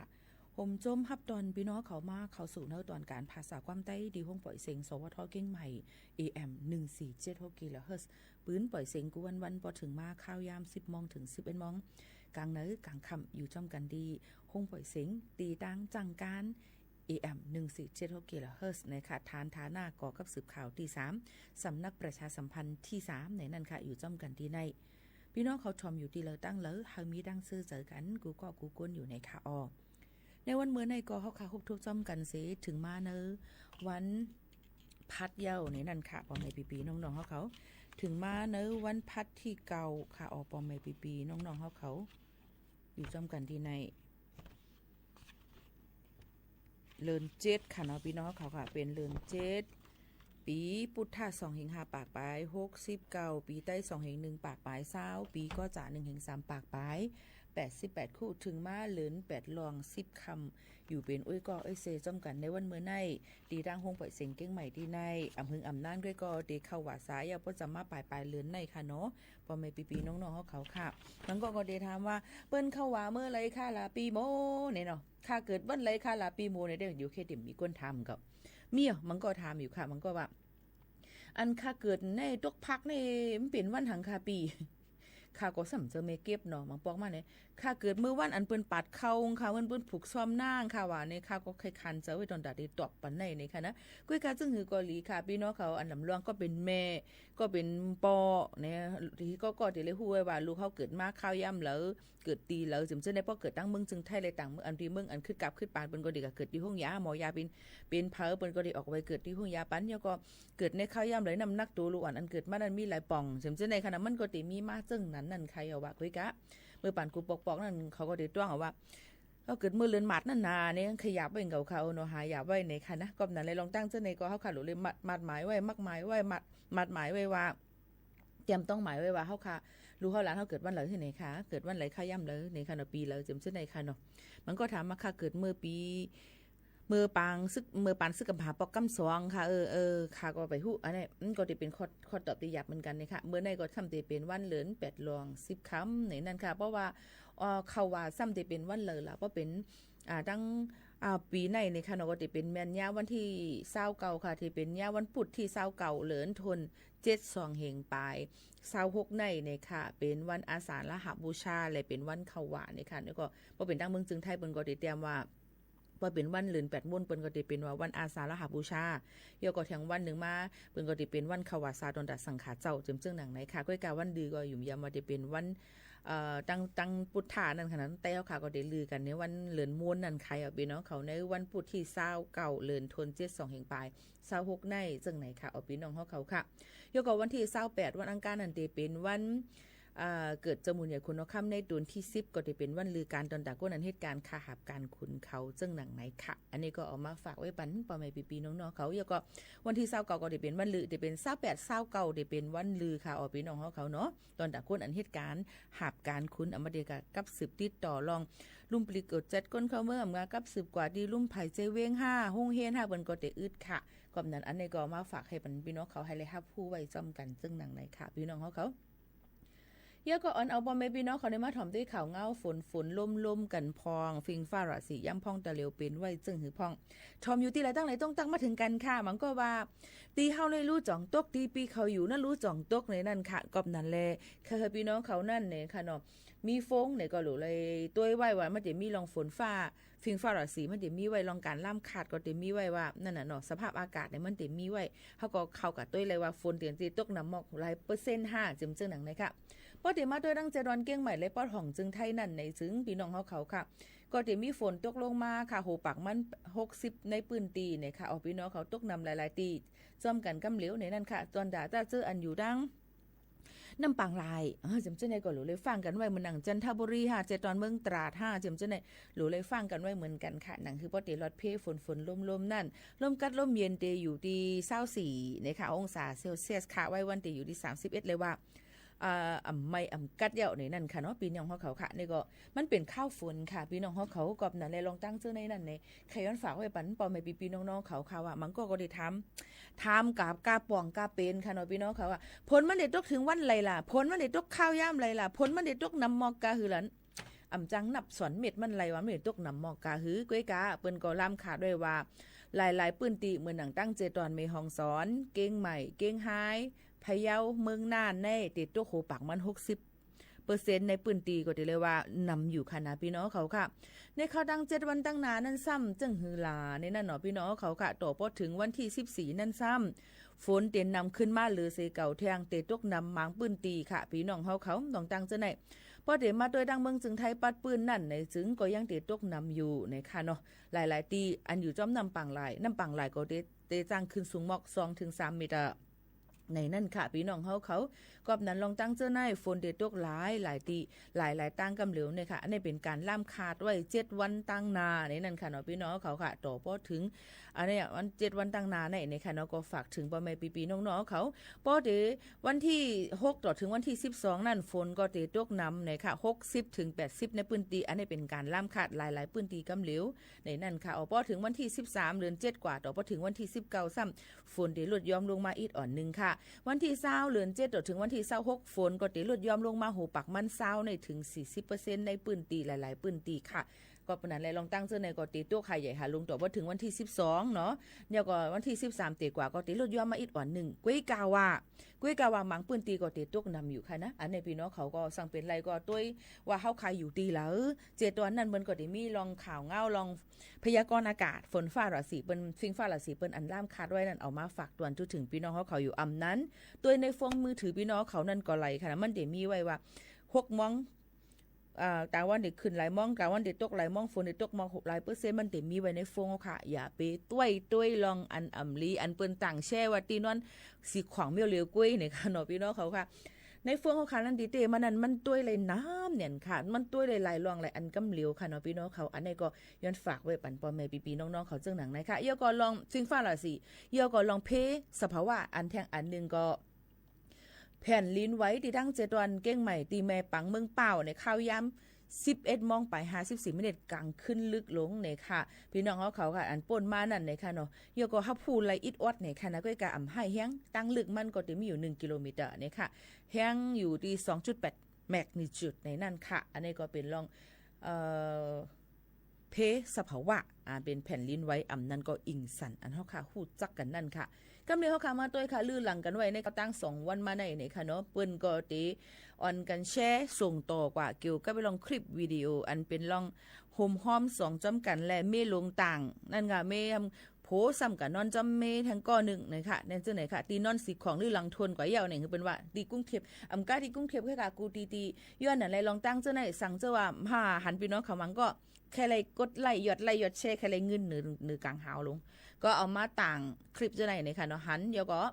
ลองตั้งเจ้าไหนได้นะคะอย่าไปแช่อย่าไปเอามาต่างขึ้นเทียงไหนนั่นค่ะตรวจตามตั้งพิษในค่ะตุกคอคาปีไม่ตามเงินอ่ำป่น100,000 วัตต์ในนั่นค่ะเอาพี่น้องเขาค่ะอ่ำนั้นก็ตั้ง2อันค่ะ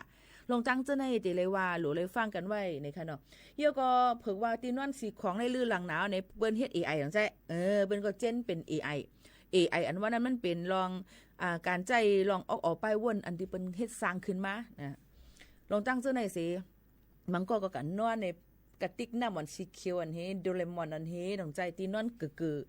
อะโลปตีนอนกือเฮลำพืดป่อนนั่นก็พูดที่เอาไม้หังนอพี่น้องเขาว่านั้นค่ะเขาอยู่ไรเฮ็ดจังหือในวนด้วยกันกาใครว่าเหตุการณ์อำตั้นก็เยาเฮก็มันตื่นหนุดเลยเฮ็ดลองมุดเสือสีอีอยู่ในค่ะเนาะอันนี้อะโลพวกกือลัดงานแล้วที่นอนกลมหูเนี่ยเนาะเป็นจุ่มเป็นจ้ามทั้งไว้นะใครซื้อปันพาปูสือตีนวลนั่นเอาในค่ะเนาะหนังหือมันบ่ติดตุ้ยหางละเอียดนะอันไหนในค่ะเนาะอันไหนก็เดี๋ยวเลยฟังกันไว้นะคะจ้างไม่ตามเงินพิษปักเปิงหมายมีไม่ตามเงินตุกคอคาปีเรียกก็ไม่ตามเงินสูงสุดใน100,000 วัตต์อันนั้นก็ตั้ง2อันค่ะอันนี้ฝากฟังไว้ปันลองปักเปิงหมายมีนะคะลองป่นเปลี่ยนศูนย์ในศูนย์เป็นก้น5ก็ตั้งแค่พังก้นเลยลองตั้งดิเปิ้นปันขว้างให้กะตั้งให้เปิ้นมีลองรูดซุ่มจำจะไหนนะคะเนาะเรียกก็ภายไม่ลงก็แจ้งความว่าโผมีจู้เลยลองตั้งว่ายังตึกมีหลีกกินเกียนเป็นโผเป็นเมียกันอยู่อำไรแปดกันในนั่นน่ะเนาะกำไหนผู้หญิงก็อันมาโฮมห้อม2จอมโผนั่นเนี่ยก็ซ้ำว่าตีไรมันก็ตีต่างขึ้นว่าลองเอาแค่พังมันนั่งกับลงเลยลองตั้งเหตุการณ์ให้จ้าอะไรลู่ซุ้มจือเสียงจำจะไหนมันก็ตีมีมาจากไหนค่ะก็นั่นแหละเฮาอย่าไปเฮ็ดเลยจ้องมาโตซาโมหะเฮาขานั่นกุ้ยนี่ค่ะเนาะโตซานี่อ่ำอ่อนลีค่ะจ้างหาตั้งขีปันตัวเจ้าเก่านี่ค่ะนะเยาก็หลูเลยฟังกันไว้เตว่าลองตั้งอันในนั่นนี่ค่ะเนาะเฮาก็ว่าก็วนว่าเป็นมาหิมเฮ็ดนั่นเฮเฮาก็จะลำโตซาจุบแพบกำอ่อนกึ้นนี่กับปุ๊บนี่ก็มันก็มันเฮ็ดให้ขึ้นตัวเฮาขานั่นยาวนี่ค่ะเนาะกับนั้นหลูเลยฟังกันไว้อย่าไปต่างค่ะอย่าไปต่างค่ะว่าเปิ้นมาหิมโผเฮาหิมโผเปิ้นก็แฮมมันแฮมก็มันมีรองอีสังลีขึ้นมาในนั่นค่ะเปิ้นก็ติฮู้ว่าอังเกียงเหมือนนั่นน่ะอย่างไรโผมีน้อยจังนั้นน้องใจนั่นก็มันก็ว่าอังเกียงว่ามันเป็นจังนั้นน่ะอย่างไรโผบ่ค้ำไรมันสิมีมาจังไหนมีเผยว่าเฮาหลีมีเผยว่าเฮาหลีค่ะเฮาแก่ค่ะมีเผยว่าหรือสิก้นก็อันว่าเป็นเจอเฮาเฮก็จังนั้นแกอันนี้หลูเลยตัวจอมตะระหว่างในค่ะเนาะว่าอันเลยลีอันเลมลีเขาขาดถูกลีได้เฮ็ดจังหือในค่ะเนาะอันนี้ก็หลูเลยฟังกันไว้ลองการเล่นสื่อโซเชียลมีเดียในนั่นค่ะพ่อแม่พี่น้องเขาก็เอามาฝากฟังไว้ปันพ่อแม่ปีน้องๆเขาจังหนังไหนค่ะพี่น้องเขาค่ะหรือเขาใจถ่อมด้วยเพียงความหวานหูถูกใจกัน1หูกำมาเดี๋ยวมาอุบโอว่าพี่น้องเขาที่มีลองตั้งอีสังเทียงหมอกขาวค่ะอันนี้เป็นน้องฮกของไว้สุดถ่อมค่ะ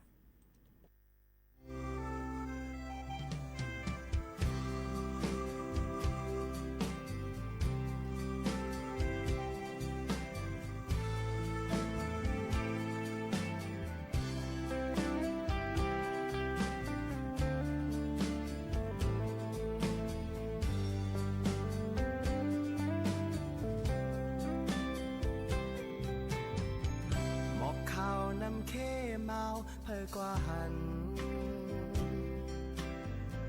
อำจางปอกขึ้นมือเพื่อนเพื่อมันกุมกวังมาเมาจมหาหมอกขาวมีเลยมาหูเจออ้วนน้อมแต่งหมอกขาวทางที่เป็นนางจุ่มเสื้อขันฟ้าเกิดเป็นสู่เล่างามหัดหานตาจองดีจังนี้มุนเทียบอยู่จังมามาหูเจอคำขึ้นหักหมอกขาวข้าวหมอกข้าวเมาลงโตเตียนกว่าโนเสียงลูกยิงเล่าหางลีตา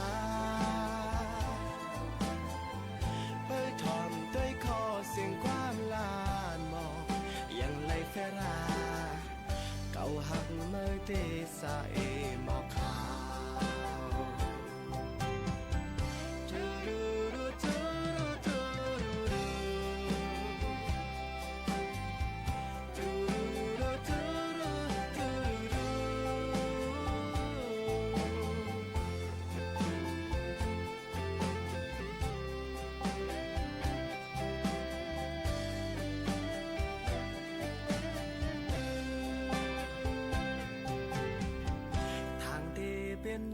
จุนเสื้อขันผ้า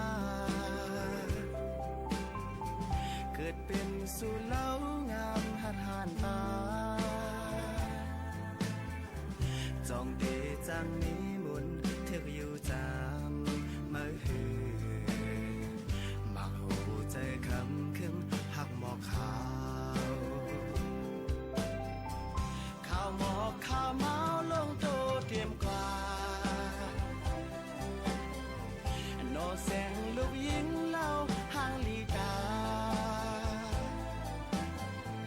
เปิดทองด้วยคอเสียงความลาดมองยังเลยเฟราเก่าหักเมื่อตีสาเอหมอกขาวข้าวหมอกข้าวเมาลงโตเตรียมกว่า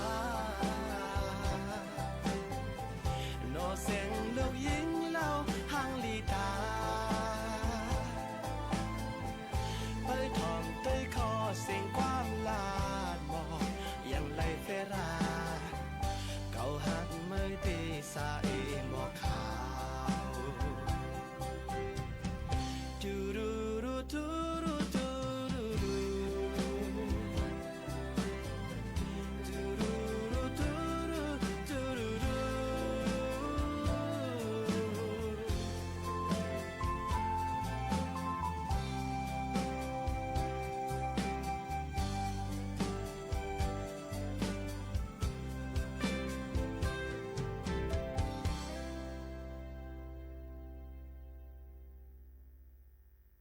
อ๋อค่ะพี่น้องเขาค่ะนี่ก็หมอกขาวเนี่ยค่ะ1เพียงความน้องฮกค่ะห้องไว้ตึกต่างอะไร2วันนี้ก็นี่ค่ะเนาะตอนดับเพียงความอันพี่น้องเขาย้อนกันเข้ามาค่ะบางปอกมาอะไรมาในเฮาเสิร์ชหาใน YouTube อ่ำหันค่ะย้อนดูว่าเฮาเตรียมพิษเบิ่งกว่าอีนี่ก็หาอยากเนี่ยสั่งซื้อว่าพี่น้องเขาจะซื้ออันเป็นผู้ห้องความผู้เตรียมความผู้ที่ลงต่างเนอ YouTube แอปแรงนั่นในพี่น้องเขาเลยใส่ลิกอิงเกเรตลิกไทยลิกไต้ลิกเคลิกมันใส่ลงกากูอันนี่เปิ้นที่เฮาได้เปิ้นได้เข้าถึงเฮาคาเลยง่ายกำในป้อเฮาคาต่างกว่าว่าก็เป็นไต้ลงก็ใส่บิ๊กไต้แกได้แต่ก็ใส่ต่างลีกอย่างนั้นเนี่ยสุก็อยู่ที่นั่นแกมันกว่าดังไกลแล้วว่าก็นั้นแหละพี่น้องเขาได้ใส่บ้านหลายๆลีกนั่นคือกูเจ้าคือได้เข้ามาเสิร์ชหาเฮาคาที่เข้ามาถ่อมเฮาคาเลยง่ายแล้วก็เปิ้นก็ติมายอดไลค์ยอดแชร์ยอดวิวเฮาคามันก็ติเลยนำนั่นขนาดเนาะอันนี้ก็ย้อนหมอกลาดถึงจอมเนี่ยนั่นค่ะเสียงหัวใจก็หันใจฮักคือหันอะกุ้ยกะว่าดูเลยเตรียมลิกไตเอาโอเคหันอะมีพี่น้องเขาต้องตักกันเข้ามาเที่ยงหลายตีเลยตั้งขย้อนความน้องอ่อนลื่นค่ะปลุกเลยก็เลยค่ะใจฮักปีลาดปันรองวัด10 ปีพองค่ะอยู่กรุงเทพฮับถอมอยู่ค่ะอยู่สุโขทัยถอมอยู่ค่ะเอาค่ะอำเป็นสังค่ะอำเป็นหังอยู่เม็ดแดงถอมอยู่ค่ะ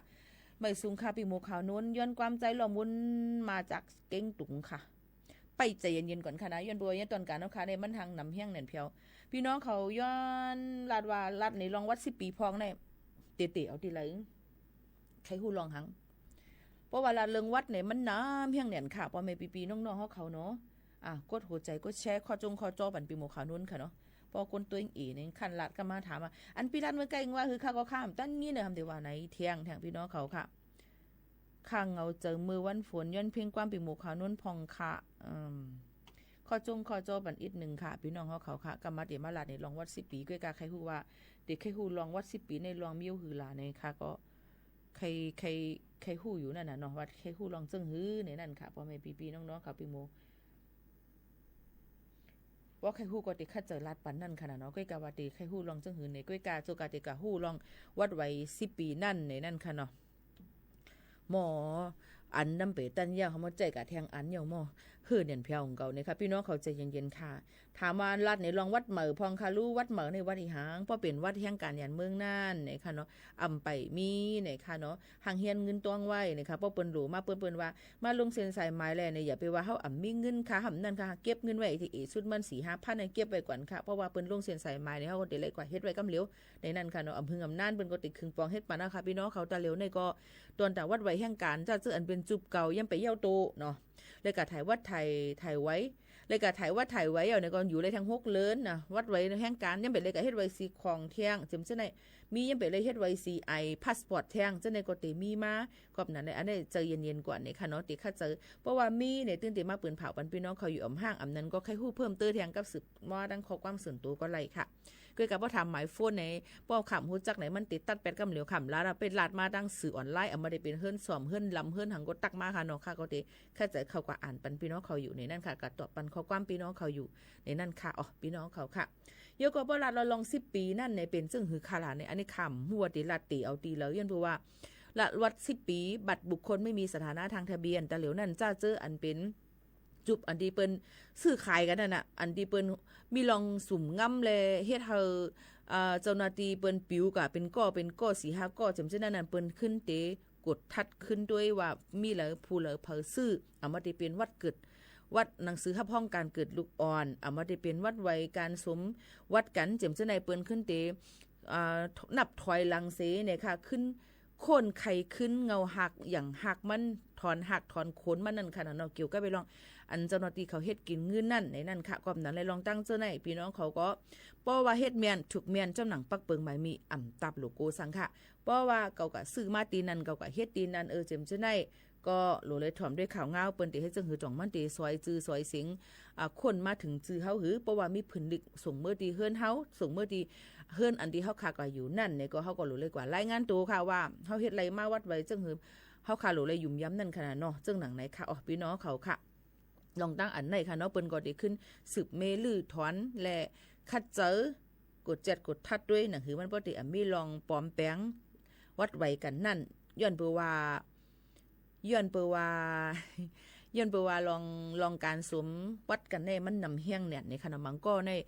เมืองกลุ่มเลจี้ไว้ห้องเฮียนลูกอ่อนเนี่ยเขามีไว้อยู่ก็ไม่เขาห่ำเมียก็ไม่เปิ้นขึ้นเอามาช้อนจื้ออันเร็วอ่ะจื้ออันเร็วห้างเดี๋ยวเหมือนกันมีอยู่10ก่อที่สุดมันอ่ะจื้อเร็วกันเนี่ยก็นั้นลองตั้งเจอไหนก็หลูเลยฟังกันไว้ในนั้นค่ะเนาะยังมีถามมาเที่ยงอยู่ค่ะ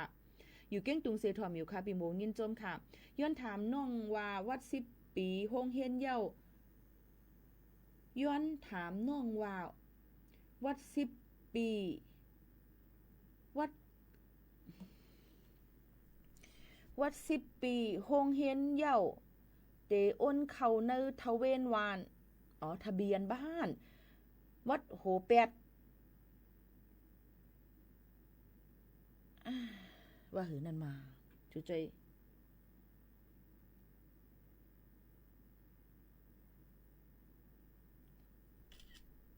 ที่เรียกว่าหือนั่น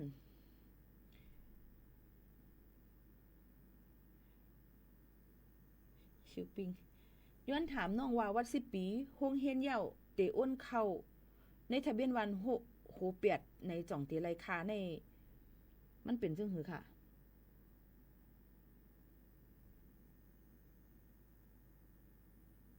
อยู่เก้งตุงเสถอมอยู่ค่ะเฮียนจมค่ะเพราะเป็นว่า10ปีที่โรงเรียนอ้นเขาในทะเบียนวันโหเปียดว่า10ปีลูกอ่อนต้องใจค่ะไหลเย้าเพราะว่ามันเฮียนมันไหลตีในโรงเรียนมันไหลเย้าที่อ้นเขาในทะเบียนบ้านโหเปียดจังไรโหเปียดนั่นทะเบียนบ้านเป็นสีหังก่อนโหเปียดนั่นจ่องไปเป็นวัดไทยเย้า5เพราะเป็นวัดไทยโอนสัญชาติมาเป็นเลข8เป็นสมุด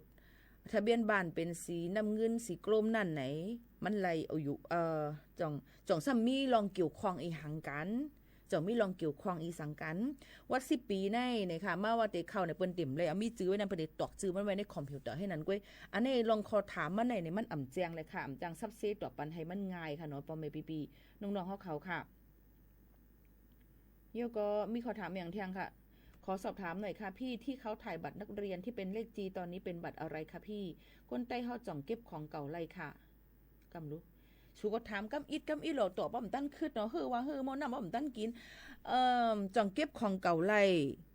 จ่องเก็บของเก่าไรในมันเป็นโดยรองนาการว่าเฮาก็รับซื้อของเก่า5บ่ก็รับซื้อของเก่านั่นรถกาเฮานั่นเฮาขี่กับหังกล้วยห้ามนั่นเฮาก็เก็บของเก่าให้กับผักขาย กะขายต่อขึ้นตีโรงงานอันเปิ้นรับซื้อของเก่านั้น5ในมันติมี2อันสังจือว่าพี่น้องเขามีโลดอ่อนเหี่ยวก็รับซื้อของเก่าจำจังได๋ป้อเปิ้นอำหันรอดหูรอดตาเปิ้นก็มันก็ไหลอยู่นั่นขนาดนั้นก้อยกาเพราะว่าเฮาค่ะมีวัดมีไว้1ไว้ฮอรถฮอกา2ไว้เหตุการณ์อองตีเหตุการณ์เฮาค่ะแม่นลองแม่นตั้งมานี่มันก็ตื่นแต่พิษสิอันอยู่เฮาก็รู้เลยฟังอยู่ฟังกินกันอันนี้คาราที่ได้ต้องปองใจค่ะจังไหนเนาะปองใจจังไหนเนาะที่เปิ้นถ่ายวัดลูกอ่อนนั่นเป็นเลขจี้นั่นเป็นวัดอีหังค่ะเป็นวัดหลวนฮงเฮียนนั่นเนี่ยค่ะเป็นเลขจี้นั่นมันจะเป็นไม้อันที่เปิ้นว่าเพราะว่าเปิ้นได้สอบลีกตอบไล่มาหานั่นเนี่ยมันจะมีว่าไม้กับตัวเขาตัดได้สอบเขาในผ่านในคอมพิวเตอร์ตั้งออนไลน์มันไล่ง่ายให้ไหนค่ะเย่าก็มังตีสังชื่อว่าเปิ้นต้วยหลู่รวมต้วยถึงในเปิ้นยืนเรื่องปันเขาเย่ามังก็ติเลยวัด10ปีมังตีก็ติเลยวัดเพราะว่าตัวเย่าข้อมูลมันออแม่เขาอยู่หึงนานจังน่ะขอติเลยวัดไทยมันติมีหลายรองหลายอันมันติอ่ำเหมือนกันอยู่ที่ว่าเฮาเข้ามาในเมืองไทยมือปีแล้วจึงหือโยก็เป็นปอเป็นแม่มีไว้วัดไว้จึงหือเข้ามาทางเมืองไทยจึงหือเจียมเจิ้งหนังไหนเลยหลักฐานหลวนั้นมันมีนำบอกกะหือจึงไหนค่ะอ๋อบ่ได้ถามค่านั่นในข้อตอบมันก็ติเป็นจึงไหนก้อยกาว่าบ่ค่าตอบว่ามันผิดใจลงเฮาไหลจึงไหนเนี่ยก็เฮาขึ้นหลเลยขึ้นมาด้วยขึ้นว่าใจว่าลูกอ่อนเฮาเข้ามาเมื่อปี2ปีหลเลยวัดไทยกำเหลียวในอำเป็นกว่าไรค่ะเนาะพี่น้องเขาค่ะย้อนเบอร์สั่งน่ะย้อนเบอร์ว่าลองวัดไว้แรกตัดตอนตัดให้เป็นก้นเมืองเปิ้นตั้งก้นเมืองไทยหลายก้นเมืองไหนก็ย่อมันไหลง่ายๆเลยลองตั้งว่ามีเงินก็ซอดๆๆปันเขาเนี่ยแต่เหลียวในเปิ้นขึ้นลือเปิ้นขึ้นถอนให้ลือแบบเงาหักศักดิ์ศรีมันหมดเหี่ยวจังไหนค่ะเนาะพี่น้องเขาติเลยด้วยว่าลูกตีเลยมาก้นก็ในเฮ็ดจึงหือจังไหนค่ะเนาะพี่น้องเขาค่ะก็มาเตมาตอบปันปอแม่ปีๆน้องๆเขาเที่ยงค่ะเนาะแต่เหลียวในลือคือลือจะถ่อมด้วยเพียงกว่ามันหูถูกใส่กันเที่ยงหูนึงก่อนเสียงหัวใจก็หานอันเป็นใจฮักคือห้องไว้ในค่ะสุดถ่อมค่ะ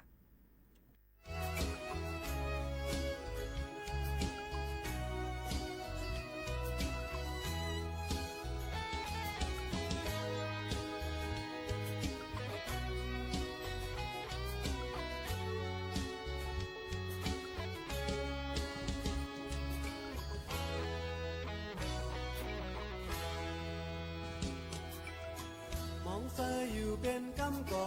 เด็ดหือหมอกเธอใจก็หูผิวลองอันเลยลัดว่ามองลองอันเลยลัดว่าเฮาลองอันเลยลัดว่าเตียนเศร้าห่มแผ่นดินเลี้ยวลุงขอเขียวเขาปล่อยตึกมาก็อันหันไปก็สมีเลยอันใจอันเฮายังอันยังไม่อันเฮาดำวังสุดในปุ่นเคอบางเสือเฮ็ดพอเคอตายกำพองอยู่ไหลๆซ้ำปอคันควนโหลันควนโหแสนควนโหมินพร้อมกันเพียงแต่ปอยังเจ็บแค้น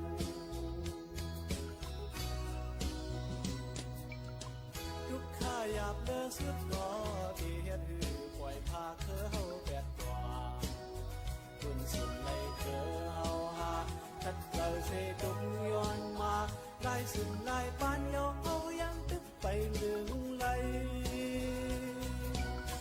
เปิดมองกำพองนี้นั้นกัดกรอกหันเจอเขาสมีเลยเจอเยอะแจ้งเจอเฮาหาเล็บแหลมสั่งตึกจับมาแอนขึ้นหน้าซื้อบางเจอตึกปอตายกำพองซ้ำอยู่ไหลนั่งก้อยเปิ้นยืนโหลันยืนโหแสนยืนเป็นเลยไม่ใจเมาเสียลืมเอาลืมอา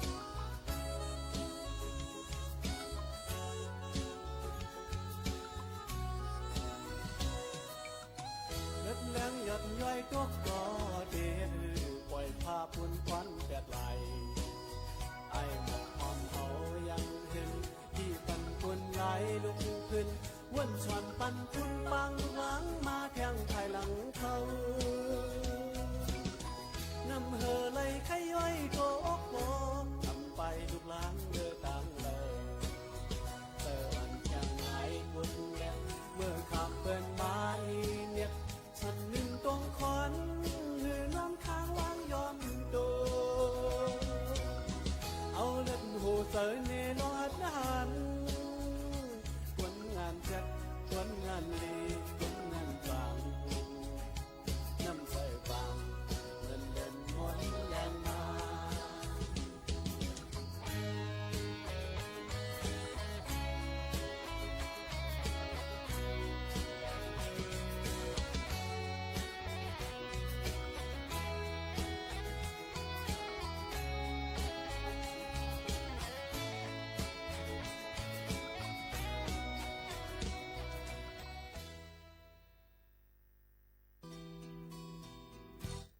อ๋อค่ะพ่อแม่พี่ๆน้องๆเฮาเขาค่ะทอมเพลงความก่อจำกันค่ะเสียงโฮเจอยังก็มันกันแน่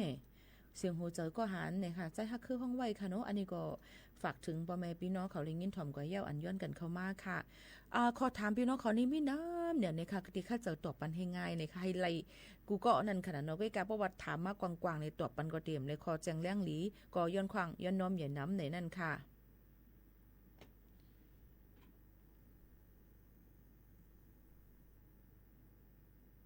เหลาค่ำน้องเหลาค่ำลานว่าไม่สูงค่ะแต่เหลียวในอ่ำหันปีกว่ากินข้าวพักที่ลานวันหอมเยี่ยวนี่ค่ะข้าวกว่าสุดเท่าก็อ่ำหันสูเหมือนกันเพื่อเป็นก้อนเลยอ๋อค่ะยินชมค่ะตั้งกินลานวันหอมที่หิมเฮิรนปีโมขาวโน่นนั่นเนี่ยมันหวานนึงค่ะมันถูกซบลีเนี่ยนี่ค่ะเนาะเอาได้เป็นถูกผู้อุ่นถ้ามาได้เป็นหน่อหุงหลุบต้มหลุบผ้าหน่อส้มต้มหลุบผ้าบลาดมาต้องไม่เข้าจากนั้นค่ะนะตั้งกินตั้งยำวันเนี่ยก็มันก็เป็นพี่น้องเคเขาเฮ็ดไว้แล้วพี่น้องไต้ก็มีไว้กินนั่นเลยค่ะตะหลุมบ่เลยกว่าค่ะบ่เลยกว่าในดีอย่าลืมตาขาจ้อมค่ะนะเยอะก็ลูกปีมีวัดโหหกมีไว้เกิดอยู่แลจ่องเตอ้นเป็นไทยไรค่ะน้องลูกปีมีไว้วัดโหหกมีไว้เกิดอยู่แลจ่องอ้นเป็นวัดไทยไรค่ะฮะน้อง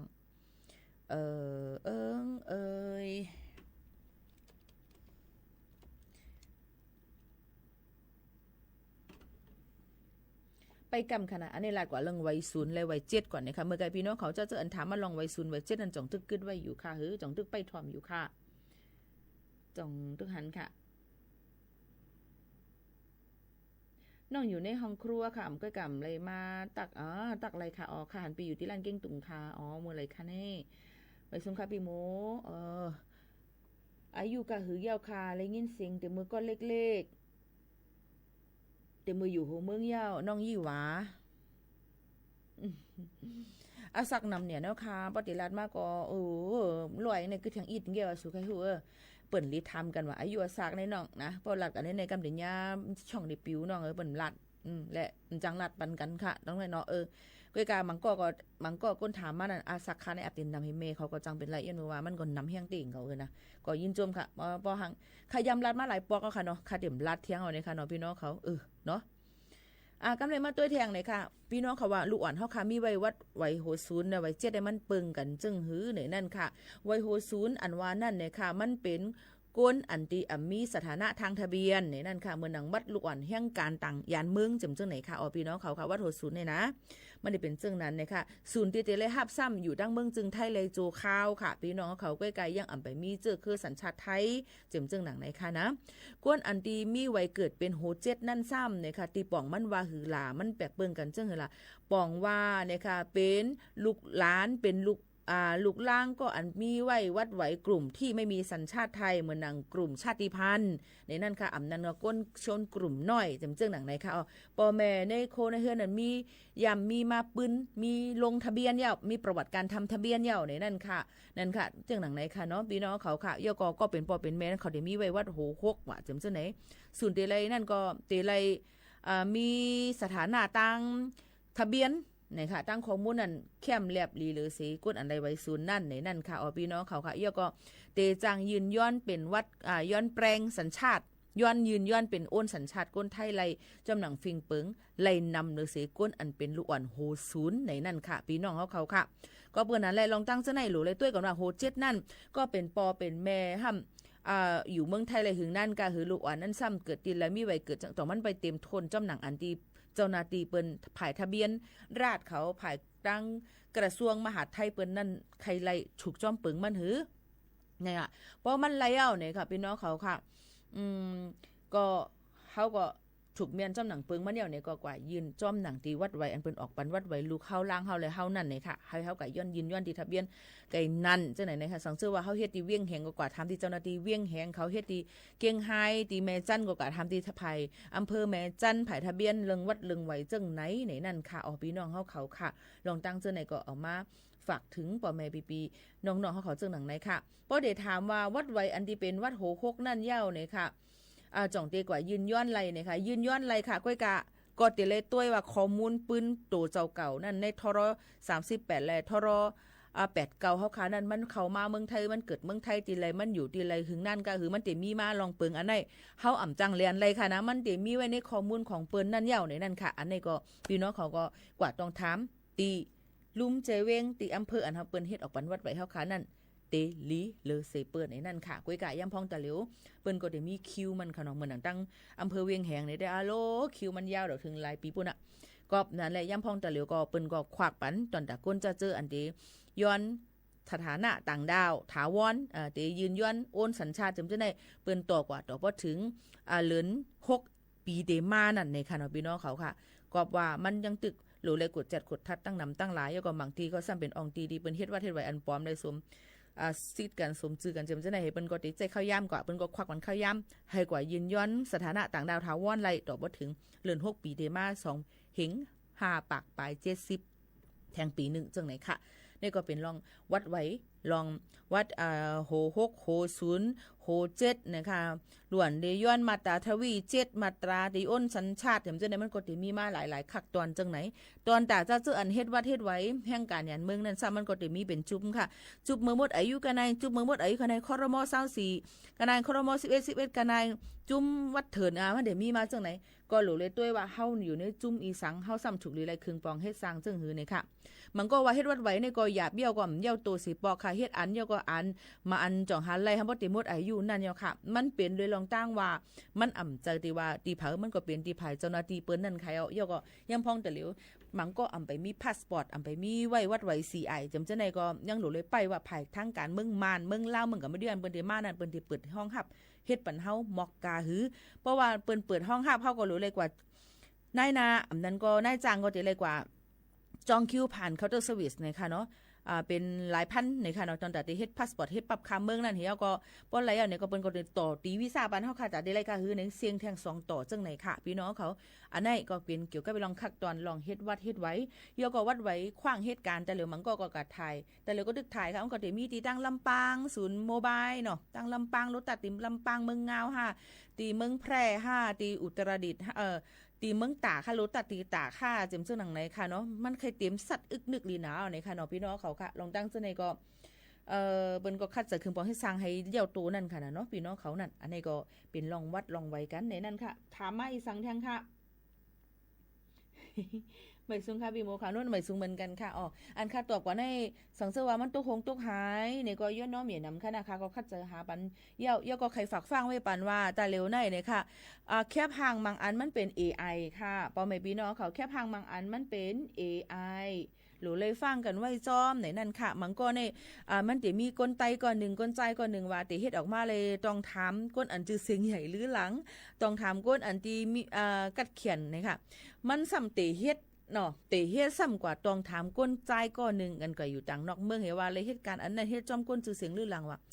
ตัวก็บ่ฮู้ยาวค่ะเป็นแคบห่าง AI ค่ะนะกอบนั้นแหละตอนตาที่เฮ็ดอีสังก็เย้าโลเลยตุ้ยปืนฐานปืนไทยลีๆก่อนจองไก่กว่าต้องกว่าทำกว่าเฮ็ดมากำในเพราะว่าเฮาคาใจอยู่เฮาคาใครเฮ็ดจังนั้นจังไหนก็กะว่าป้อเฮาคาอำหุ่งดีกว่าที่มาอำหู้โหอำหู้หางเสปลังปะลงลงให้ปิ้งตะลิงลงกว่าเนี่ยลองเฮ็ดผิดมานั่นเนี่ยมันจะหยาบคันเจอกำนำเปิ้นก็ติอีเฮาคาร่วมเยาก็อีร่วมเทียงกำนำเปิ้นก็ติปันเฮียงเจอว่าอำเป็นสังเฮ็ดมื้อเลยเนี่ยก้อยกะ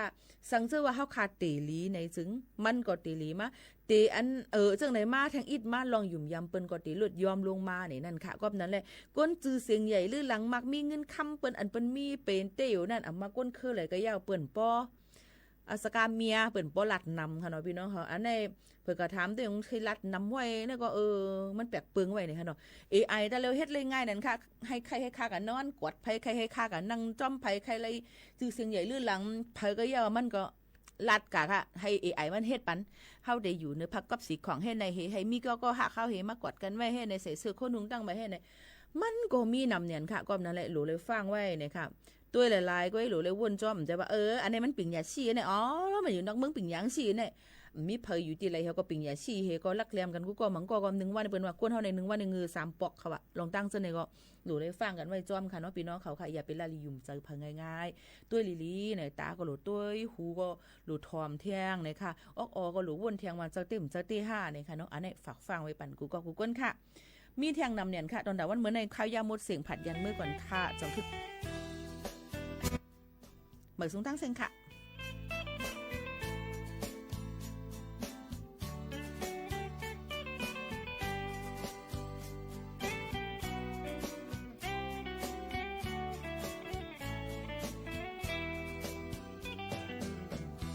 ฉันลอยสู่มาเข้าปล่อยมนปีเมื่อมักเปิดเซอลีหักเสาคือลีโซโมหะพองงำลืมตื่นว่าโตโซโคยมสู้โจซื้อสัดกับเต็มอกสำย่อยโจกน้ำตาโอเคไปฟังข่าวครับ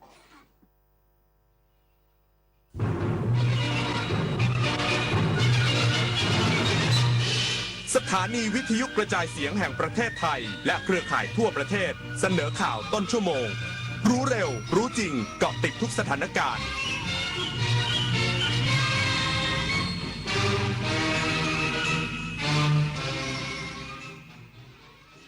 รับฟังข่าวต้นชั่วโมง 23 นาฬิกากับผมบุญมาศรีมาศครับกระทรวงมหาดไทยและสำนักงานตำรวจแห่งชาติทลายเครือข่ายทุจริตระบบทะเบียนราษฎร์เพื่อแจ้งเกิดให้บุตรชาวจีนได้รับสัญชาติไทยอีกสักครู่กลับมาติดตามรายละเอียดครับฟ้าสลัวมัวแสงระวีส่องนกหยุดร้องวังเวงให้เงียบเหงามองฟ้าวันนี้เป็นสีเทาอกประชาหมองเศร้าระทมสวงด้วยพระราชธิดาพระองค์ใหญ่เสด็จคันไลสู่แดนสวงเสียงร่ำไห้สะท้อนสถานสวงพระเป็นดั่งดวงใจไทยประชาบ้านที่แข็งแรงไม่ได้ขึ้นอยู่กับแค่ความสวยงามของหลังคาแต่ขึ้นอยู่กับรากฐานที่โอบอุ้มเราไว้ชาติศาสนาพระมหากษัตริย์คือ3สถาบันหลักที่เป็นเหมือนรากแก้วคอยยึดเหนี่ยวคุ้มครองและให้เราได้มีแผ่นดินที่ร่มเย็นไว้สร้างอนาคตร่วมกันรักษาความสามัคคีและส่งต่อความเอื้อเฟื้อให้กันและกันเสริมสร้างความรักเพื่อให้บ้านหลังใหญ่หลังนี้แข็งแรงและอบอุ่นตลอดไป29 กรกฎาคมวันภาษาไทยแห่งชาติภาษาไทยคือมรดกทางปัญญาและเอกลักษณ์อันล้ำค่าของชาติเป็นสื่อกลางเชื่อมความผูกพันและสะท้อนความภาคภูมิใจของคนในชาติร่วมกันรักษาความงดงามของภาษาด้วยการพูดอ่านและเขียนอย่างถูกต้องเพื่อส่งต่อคุณค่าแห่งเอกลักษณ์ไทยนี้ร่วมกันตอนดนตรีไลฟ์เดือนกรกฎาคมหาหัวใจให้เจอก็เป็นสุขกับคาราบาวและอาจารย์ธนิตศรีกลิ่นดีจอมยุทธคุยในตำนานวันจันทร์ที่13 กรกฎาคม 2569 เวลา 17 นาฬิกาเป็นต้นไปณห้องออดิทอเรียมอาคารศูนย์ปฏิบัติการสื่อใหม่กรมประชาสัมพันธ์ถนนวิภาวดีรังสิตดินแดงกรุงเทพติดต่อเข้าชมโดยไม่เสียค่าใช้จ่ายได้ที่ Facebook ถนนดนตรีเรายังเป็นนักเดินทางกระทรวงมหาดไทยร่วมกับสำนักงานตำรวจแห่งชาติแถลงปฏิบัติการกวาดล้างขบวนการจัดหาชายไทยรับจ้างจดทะเบียนสมรสและรับรองบุตรให้กับหญิงชาวจีน นายพลพีสุวรรณชวีรัฐมนตรีช่วยว่าการกระทรวงมหาดไทยพร้อมด้วยพลตำรวจเอกสำราญนวลมารองผู้บัญชาการตำรวจแห่งชาติร่วมเปิดปฏิบัติการกวาดล้างขบวนการจัดหาชายไทยรับจ้างจดทะเบียนสมรสและรับรองบุตรกับหญิงชาวจีนเพื่อให้เด็กได้รับสัญชาติไทยโดยมิชอบเป็นการขยายผลจากการจับกุมเครือข่ายสแกมเมอร์ชาวจีนที่ใช้ไทยเป็นฐานฟอกเงิน อำนวยความสะดวกแจ้งเกิดเด็กชาวจีนให้ได้รับสัญชาติไทยผ่านโรงพยาบาลเอกชนและสำนักงานเขตแห่งหนึ่งในกรุงเทพมหานครเมื่อเดือนเมษายนจากการตรวจสอบพบรายงานการแจ้งเกิดระหว่างมารดาชาวจีนกับบิดาสัญชาติไทยรวม164รายมี62รายที่เกี่ยวข้องกับเจ้าหน้าที่โรงพยาบาลและเจ้าหน้าที่สำนักงานเขตผู้เดิมเมื่อตรวจสอบพบการแจ้งเกิดอันเป็นเท็จอย่างน้อย20รายซึ่งขอศาลออกหมายจับผู้เกี่ยวข้องรวม40รายนอกจากนี้ยังพบกรณีเด็กบางรายมีการแจ้งเกิดซ้ำจนถือ2สัญชาติและกรณีพ่อทิพย์ที่ผลตรวจ DNA ยืนยันว่าไม่มีความสัมพันธ์ทางสายเลือดกับเด็กเจ้าหน้าที่ได้ดำเนินการเพิกถอนรายการแจ้งเกิดที่มิชอบแล้วดลนภา สุภรสมบัติรายงานกระทรวงสาธารณสุขเผยความคืบหน้าอาการพระภิกษุที่เกิดอุบัติเหตุรถชนขณะเดินธรรมจาริกยังรักษาในโรงพยาบาล3แห่งรวม9รูปเตรียมเข้าสู่กระบวนการฟื้นฟูร่างกายหลังอาการดีขึ้นนายพัฒนาพร้อมพัฒน์รัฐมนตรีว่าการกระทรวงสาธารณสุขลงพื้นที่โรงพยาบาลสรรพสิทธิประสงค์จังหวัดอุบลราชธานีเข้าเยี่ยมอาการพระสงฆ์ที่ได้รับบาดเจ็บจากอุบัติเหตุรถชนขณะเดินธรรมจาริกที่จังหวัดมุกดาหารโดยกล่าวว่ายังมีพระสงฆ์บาดเจ็บรับการรักษาในโรงพยาบาลรวม9รูปทุกรูปได้รับการผ่าตัดยึดตรึงกระดูกที่หักและดูแลบาดแผลแล้วแยกเป็นโรงพยาบาลสรรพสิทธิประสงค์4รูปโรงพยาบาลสมเด็จพยุพราชเดชอุดมจังหวัดอุบลราชธานี1รูปอยู่ตึกพิเศษสงฆ์อาคารโดยรวมดีขึ้นเตรียมเข้าสู่กระบวนการฟื้นฟูร่างกายส่วนที่โรงพยาบาลมุกดาหารยังคงมีพระสงฆ์บาดเจ็บพักรักษาตัว4รูปอีก3รูปอยู่หอพิเศษสงฆ์บาดแผลหลังผ่าตัดดีประเมินความเครียดพบมีความเสี่ยงระดับปานกลาง1รูปทีม MCAT มีการติดตามดูแลต่อเนื่องหลังจากอาการดีขึ้นจะเข้าสู่กระบวนการกายภาพบำบัดฟื้นฟูร่างกายต่อไปปิยาพันธ์ยางเทียนรายงานการแข่งขันฟุตบอลโลก 2026 รอบ 8 ทีมสุดท้ายฝรั่งเศสแชมป์โลก 2 สมัยจะพบโมร็อกโกชิงเข้ารอบรองชนะเลิศการแข่งขันฟุตบอลโลก 2026 เดินทางมาถึงรอบ 8 ทีมสุดท้ายโดยในคืนนี้เป็นการพบกันระหว่างทีมชาติฝรั่งเศสพบโมร็อกโกลงสนามเวลา 3 นาฬิกาสำหรับความพร้อมของทั้ง 2 ทีมเริ่มที่ทัพตราไก่วันนี้คาดว่าออเลริยองชูอาเมนีจะยังไม่พร้อมลงสนามจากอาการบาดเจ็บต้นขาส่วนมากุสตูรามยังไม่หายจากอาการบาดเจ็บน่องส่วนแนวรุกคีเลียนเอ็มบัปเป้ที่ยิงไปแล้ว7ประตูไมเคิลโอลิเซ่อุสมานเดมเบเล่พร้อมลงสนาม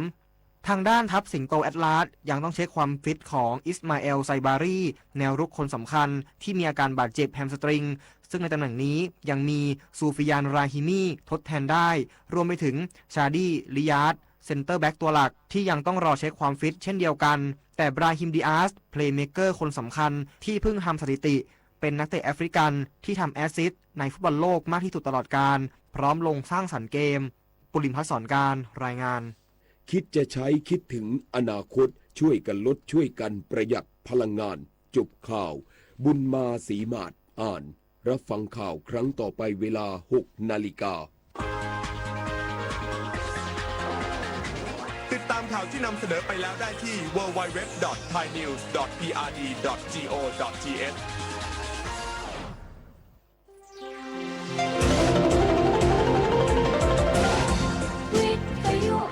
ประเทศไทยให้ความรู้กู้ความสุข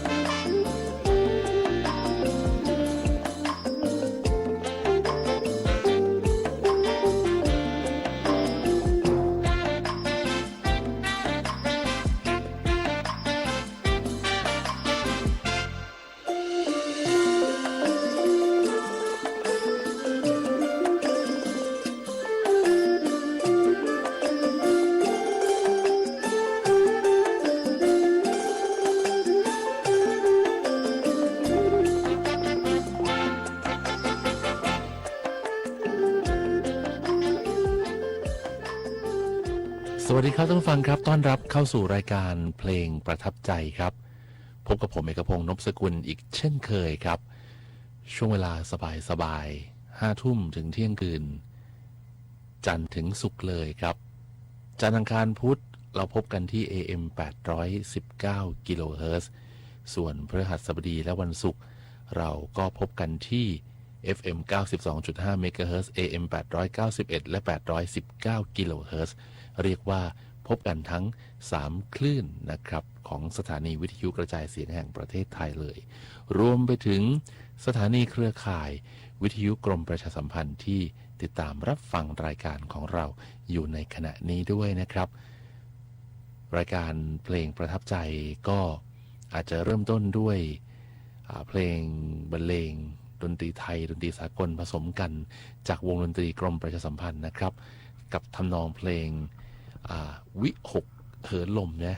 หลายคนอาจจะคุ้นเคยผมก็จะนำเพลงนี้มาเริ่มต้นเพื่อเป็นสัญลักษณ์ของเพลงประทับใจให้คุณผู้ฟังได้รับฟังกันนะครับ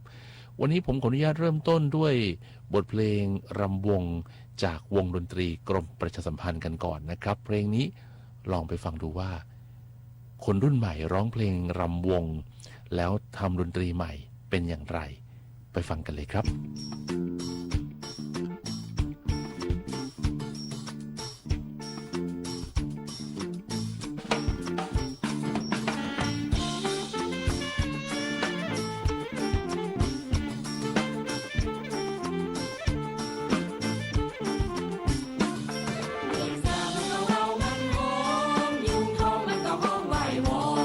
จากไปสวีวีวี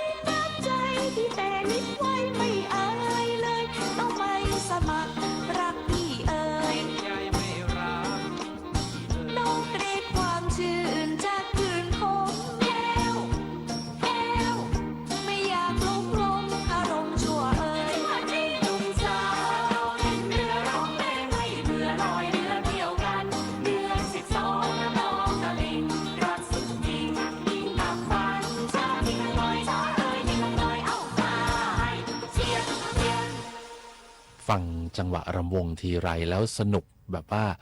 อยากจะลุกขึ้นเต้นเลยนะครับจริงๆผมก็ลุกขึ้นเต้นได้นะลุกขึ้นเต้นแล้วก็แบบว่า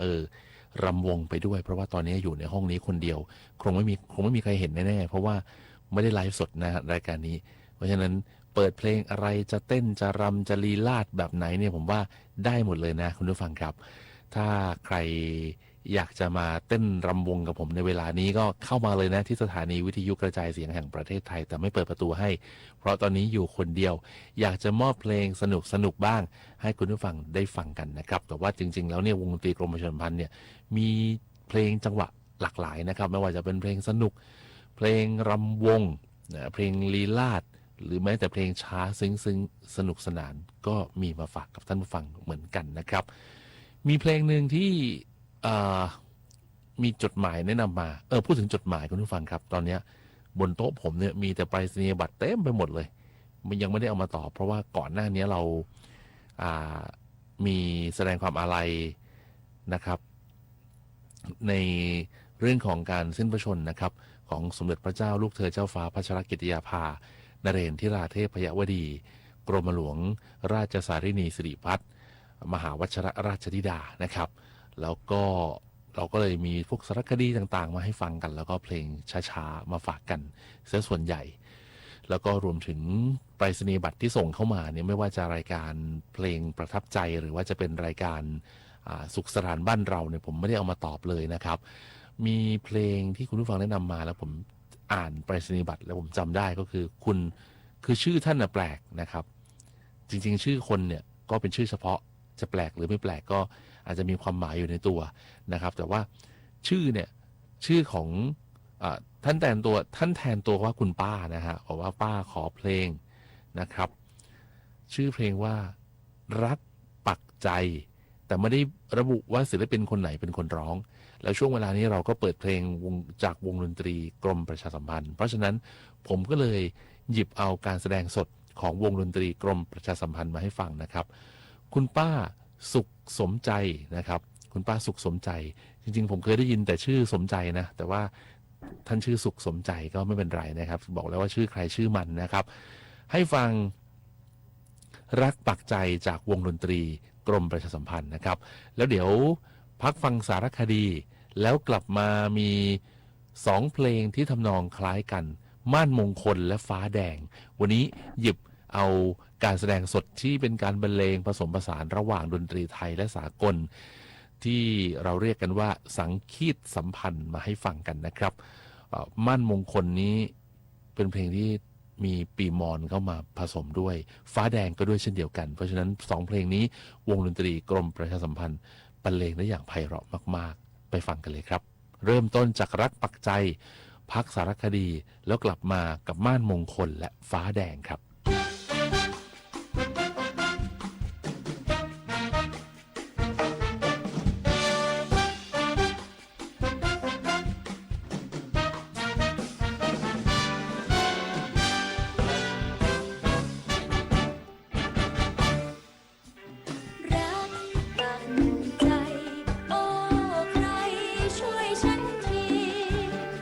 ทุก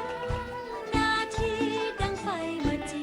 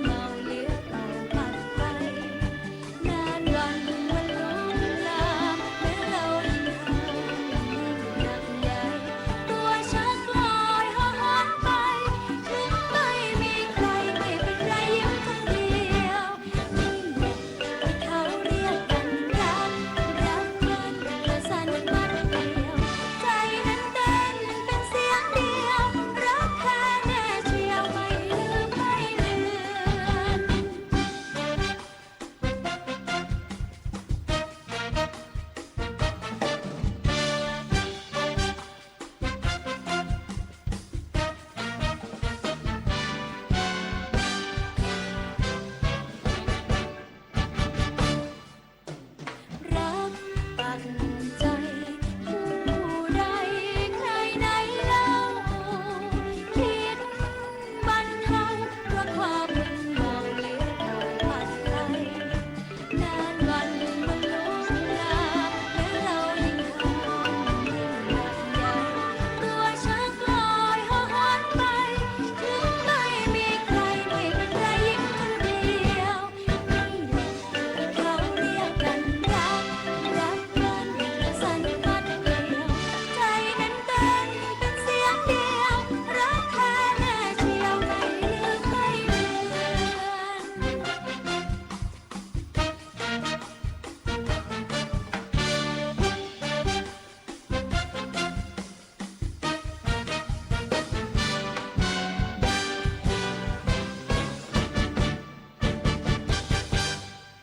สารคดี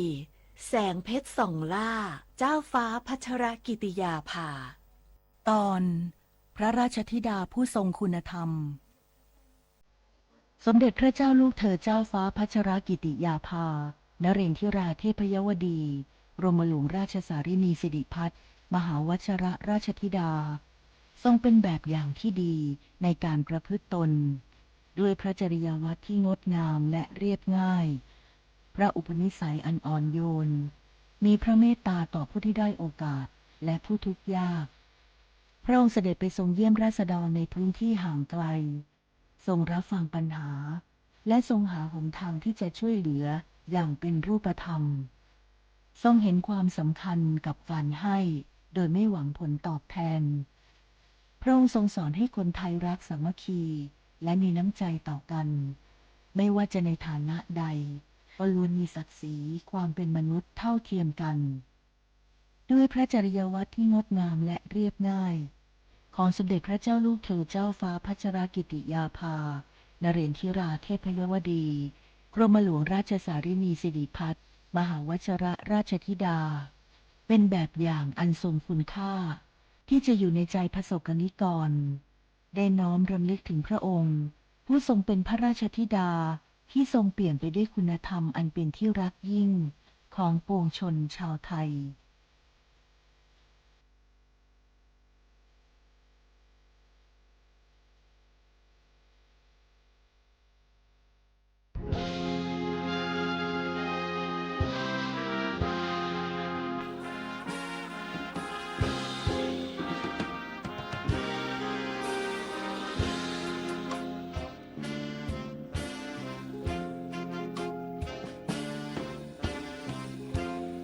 เสียดายรักเจ้าเคยสุดจะเคยวาจาสิ้นสูญไปรักใครไม่มาอกตรมเหมือนว่าขาดใจปวดร้าวระงมยิ่งนักลงเศร้ามอยรักคอยดวงใจเหมือนคมมีดกรีดสวงที่ต้องห่วงอะไรม่านฟ้าบางอำพรางเจ้าไปอุราร้อนให้มนมองก่อนนี้เราเคยได้พักพอห้องเคยรักเคยประคองคืนนี้หนาวเย็นในวิญญาณโอ้เธอจากไหนเธอว่าให้สัญญาจะมาอยู่เพียงบนเตียงทองหนาวใจจึงได้แต่มองคอยร่วมห้องที่เคยนอนอกเอ่ยคงมีแต่หมอนวันเจ้าไม่ย้อนคืนมา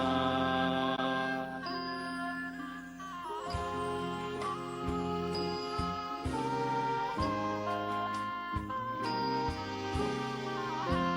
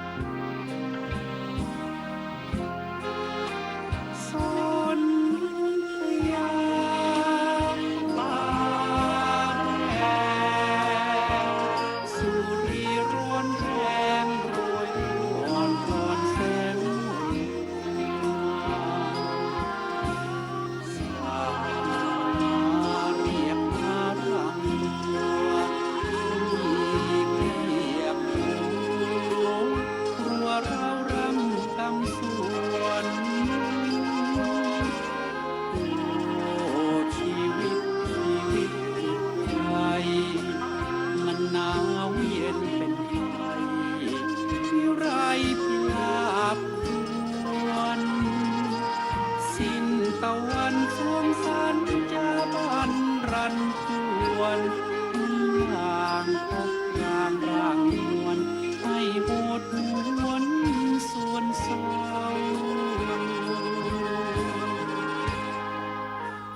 สิ้นแสงสิ้นสีสโลกแดงแฟนแฟนใจเราสายันเมืองเราโลกดา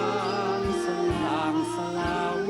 จากห่วงหาพราวใจ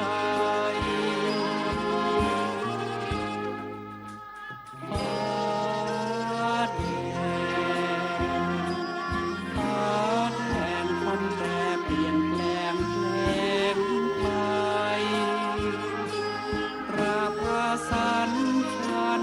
ยังฝันไฟถูกแดนฟ้าอะไรฝังรอยรักใครฝาก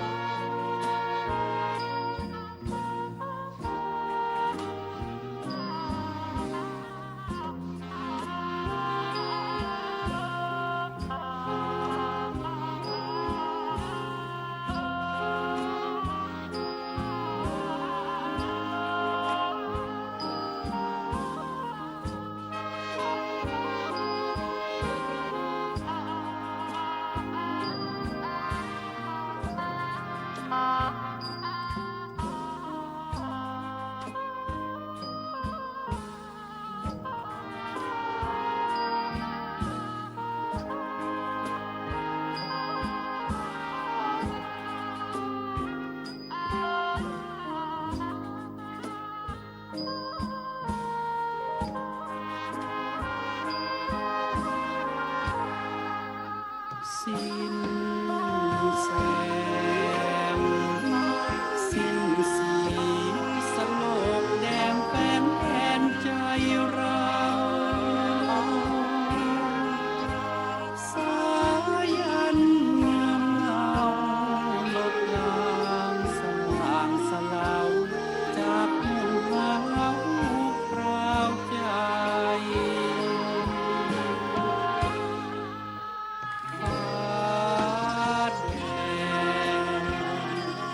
ฟ้าแดงพันแปรเปลี่ยนแปลงแปลงไปปราบอาสันฉันยังฝันไฟถูกแดนฟ้าอะไรฝังรอยรักใครฝากเธอ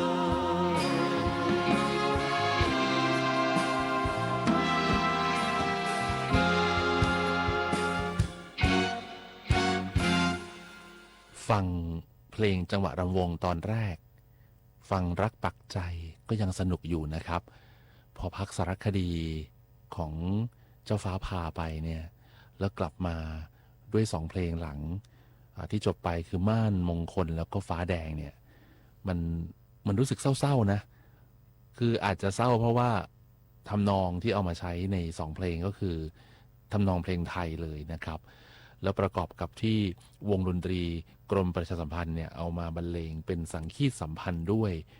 มีทั้งดนตรีไทยดนตรีสากลมาผสมผสานกัน มันก็เลยทำให้รู้สึกว่าเศร้าแต่ว่าคือต่อให้เศร้ายังไงผมว่าเพลงเพราะนะทำนองเพลงไทยเนี่ยเพราะอยู่แล้วนะครับแล้วก็พอเอาดนตรีไทยมาผสมผสานด้วยเนี่ยโอ้ยิ่งเพราะใหญ่เลย ผมชอบนะสังคีตสัมพันธ์บอกเลยชอบมากๆนะครับมีอีกเพลงหนึ่งไหนๆก็ฟังเพลงไทยสังคีตสัมพันธ์ผสมผสานแล้วลุงสมพรจากไซน้อยบอกว่าอยากฟังเดือนประดับใจนะครับวันนี้ผมหยิบเอาวงดนตรีกรมประชาสัมพันธ์ที่เป็นคนรุ่นใหม่แล้วก็นำดนตรีมาเรียบเรียงใหม่มาร้องใหม่แต่ทำนองเดิมนะครับเนื้อเพลงไม่ได้เปลี่ยนอะไรก็เลยขออนุญาตหยิบเดือนประดับใจที่เป็นคนรุ่นใหม่จากวงดนตรีกรมประชาสัมพันธ์มาร้องให้ได้เปิดให้ฟังกันสำหรับคุณลุงสมพรที่ขอกันเข้ามาในรายการนะครับคุณสมพรจากไซน้อยขอเพลงนี้กันเข้ามามอบให้กับทุกๆคน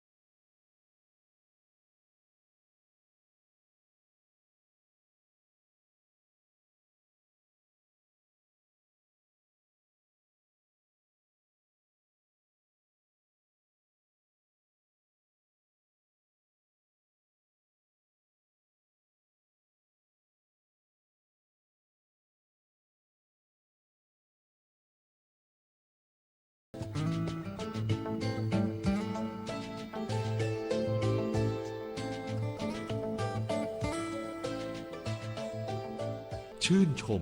นิยมไทย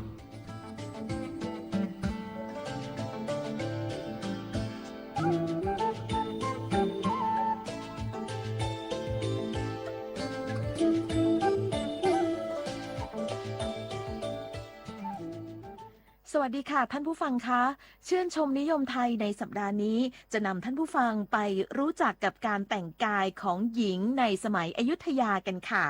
จากเปลือยอกถึงตะเบงมารการแต่งกายที่ตอบโจทย์ผู้หญิงอยุธยา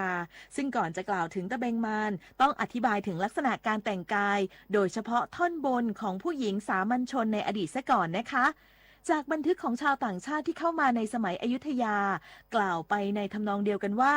ผู้หญิงในสมัยนั้นเปลือยอกหรือสวมเสื้อผ้าน้อยชิ้นเนื่องจากอยู่ในเขตอากาศร้อน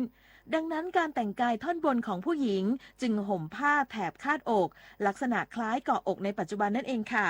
บ้างก็ห่มสบายบ้างสวมเสื้อแบบคอแหลมบ้างมีเพียงผ้าบางๆพาดไหล่หรือปิดหน้าอกบ้างก็เปลือยอกและสำหรับผู้หญิงที่เปลือยอกส่วนใหญ่มักจะเป็นผู้หญิงที่มีลูกหรือแก่ชราแล้วนั่นเองค่ะการที่ผู้หญิงในสมัยอยุธยาไม่นิยมแต่งกายสวยงามเพราะไม่สะดวกกับกิจการงานหรืออาจจะเป็นเพราะไม่มีโอกาสจะไปงานรื่นเริงบ่อยครั้งจะมีอยู่บ้างก็เมื่อถึงเทศกาลหรืองานวัดซึ่งนับว่าเป็นโอกาสให้ผู้หญิงสามัญชนแต่งกายประชันกันเต็มที่ค่ะในสังคมอยุธยา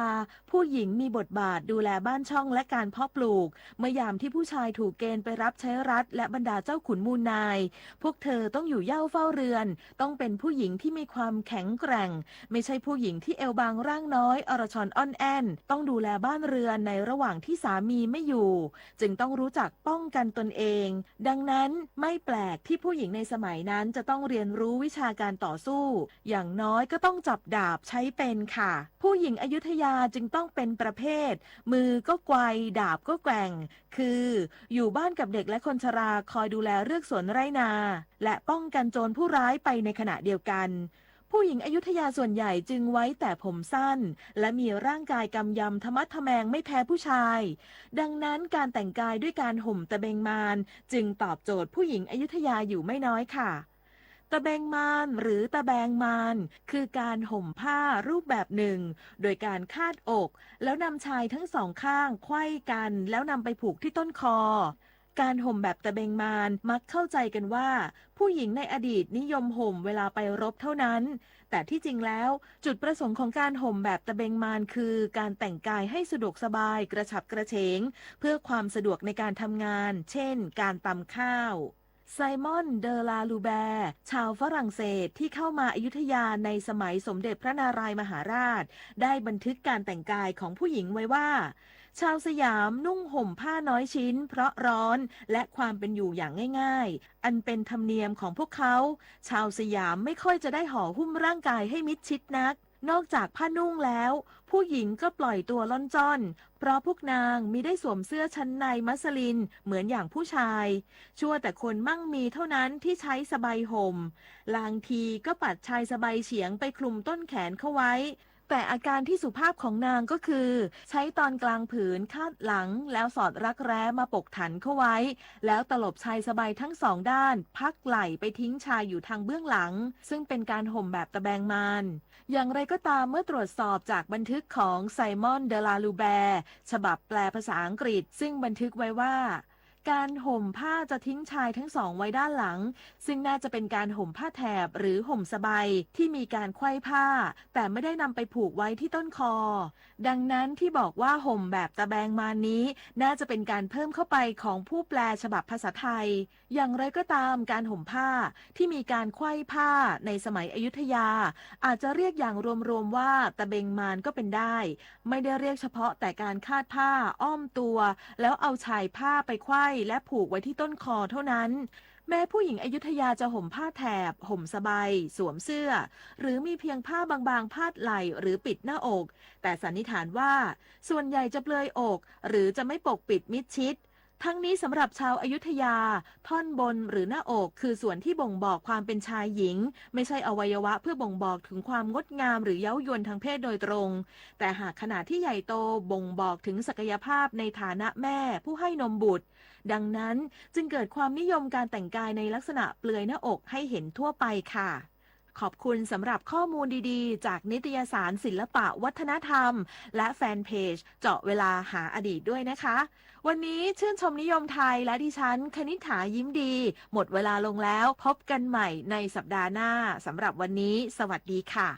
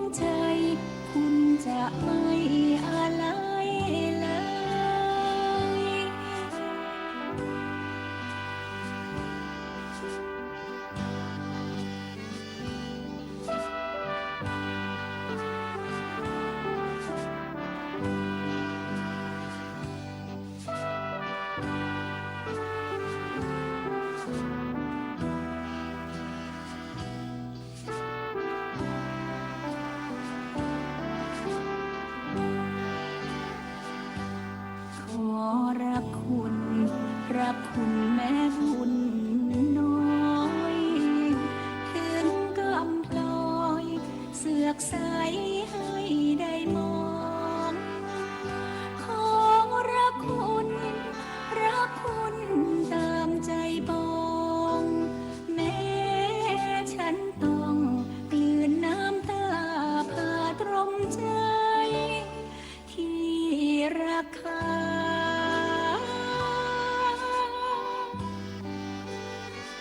ขอคุณยา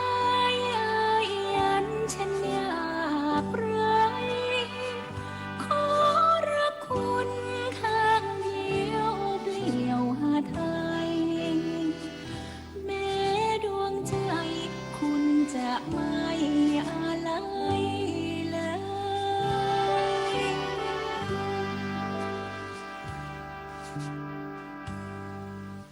เพลงประทับใจเดินทางมาถึง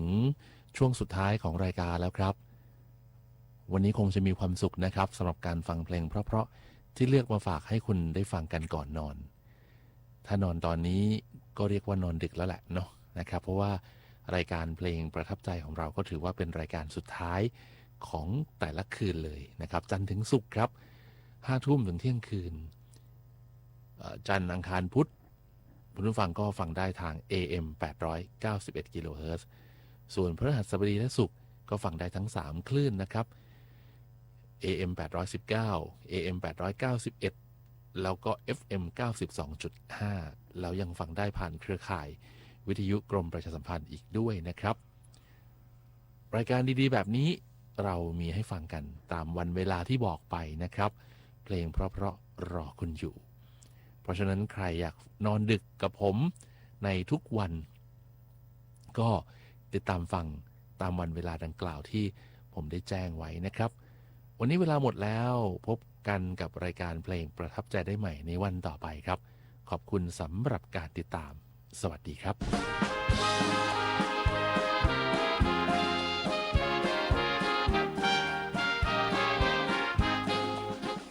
สาวหนึ่งสุดจะสวยรูปร่างสำรวยเอวกลมสมหน้ารักน้องจึงต้องแลหาโปรดหน่อยควันตาหันมาทางพี่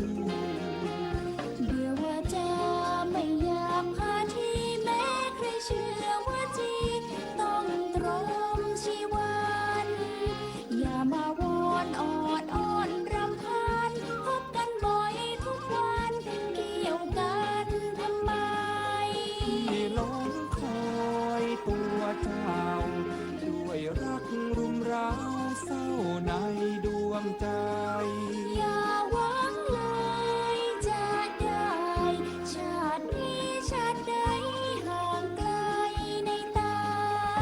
ที่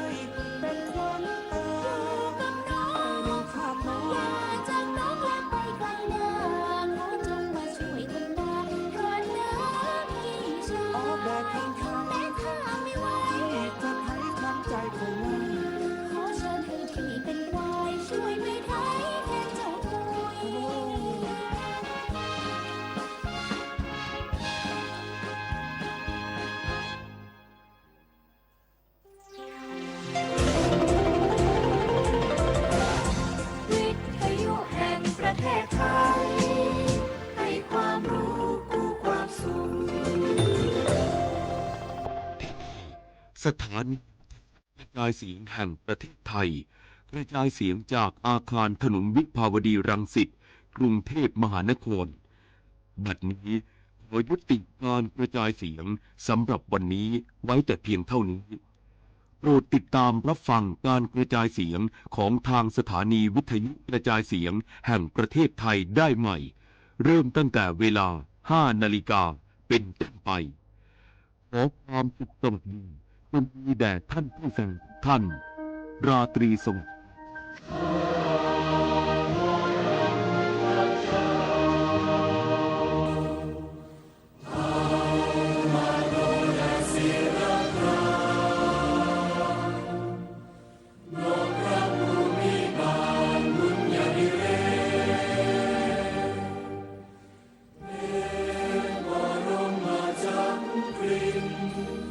Rosalia,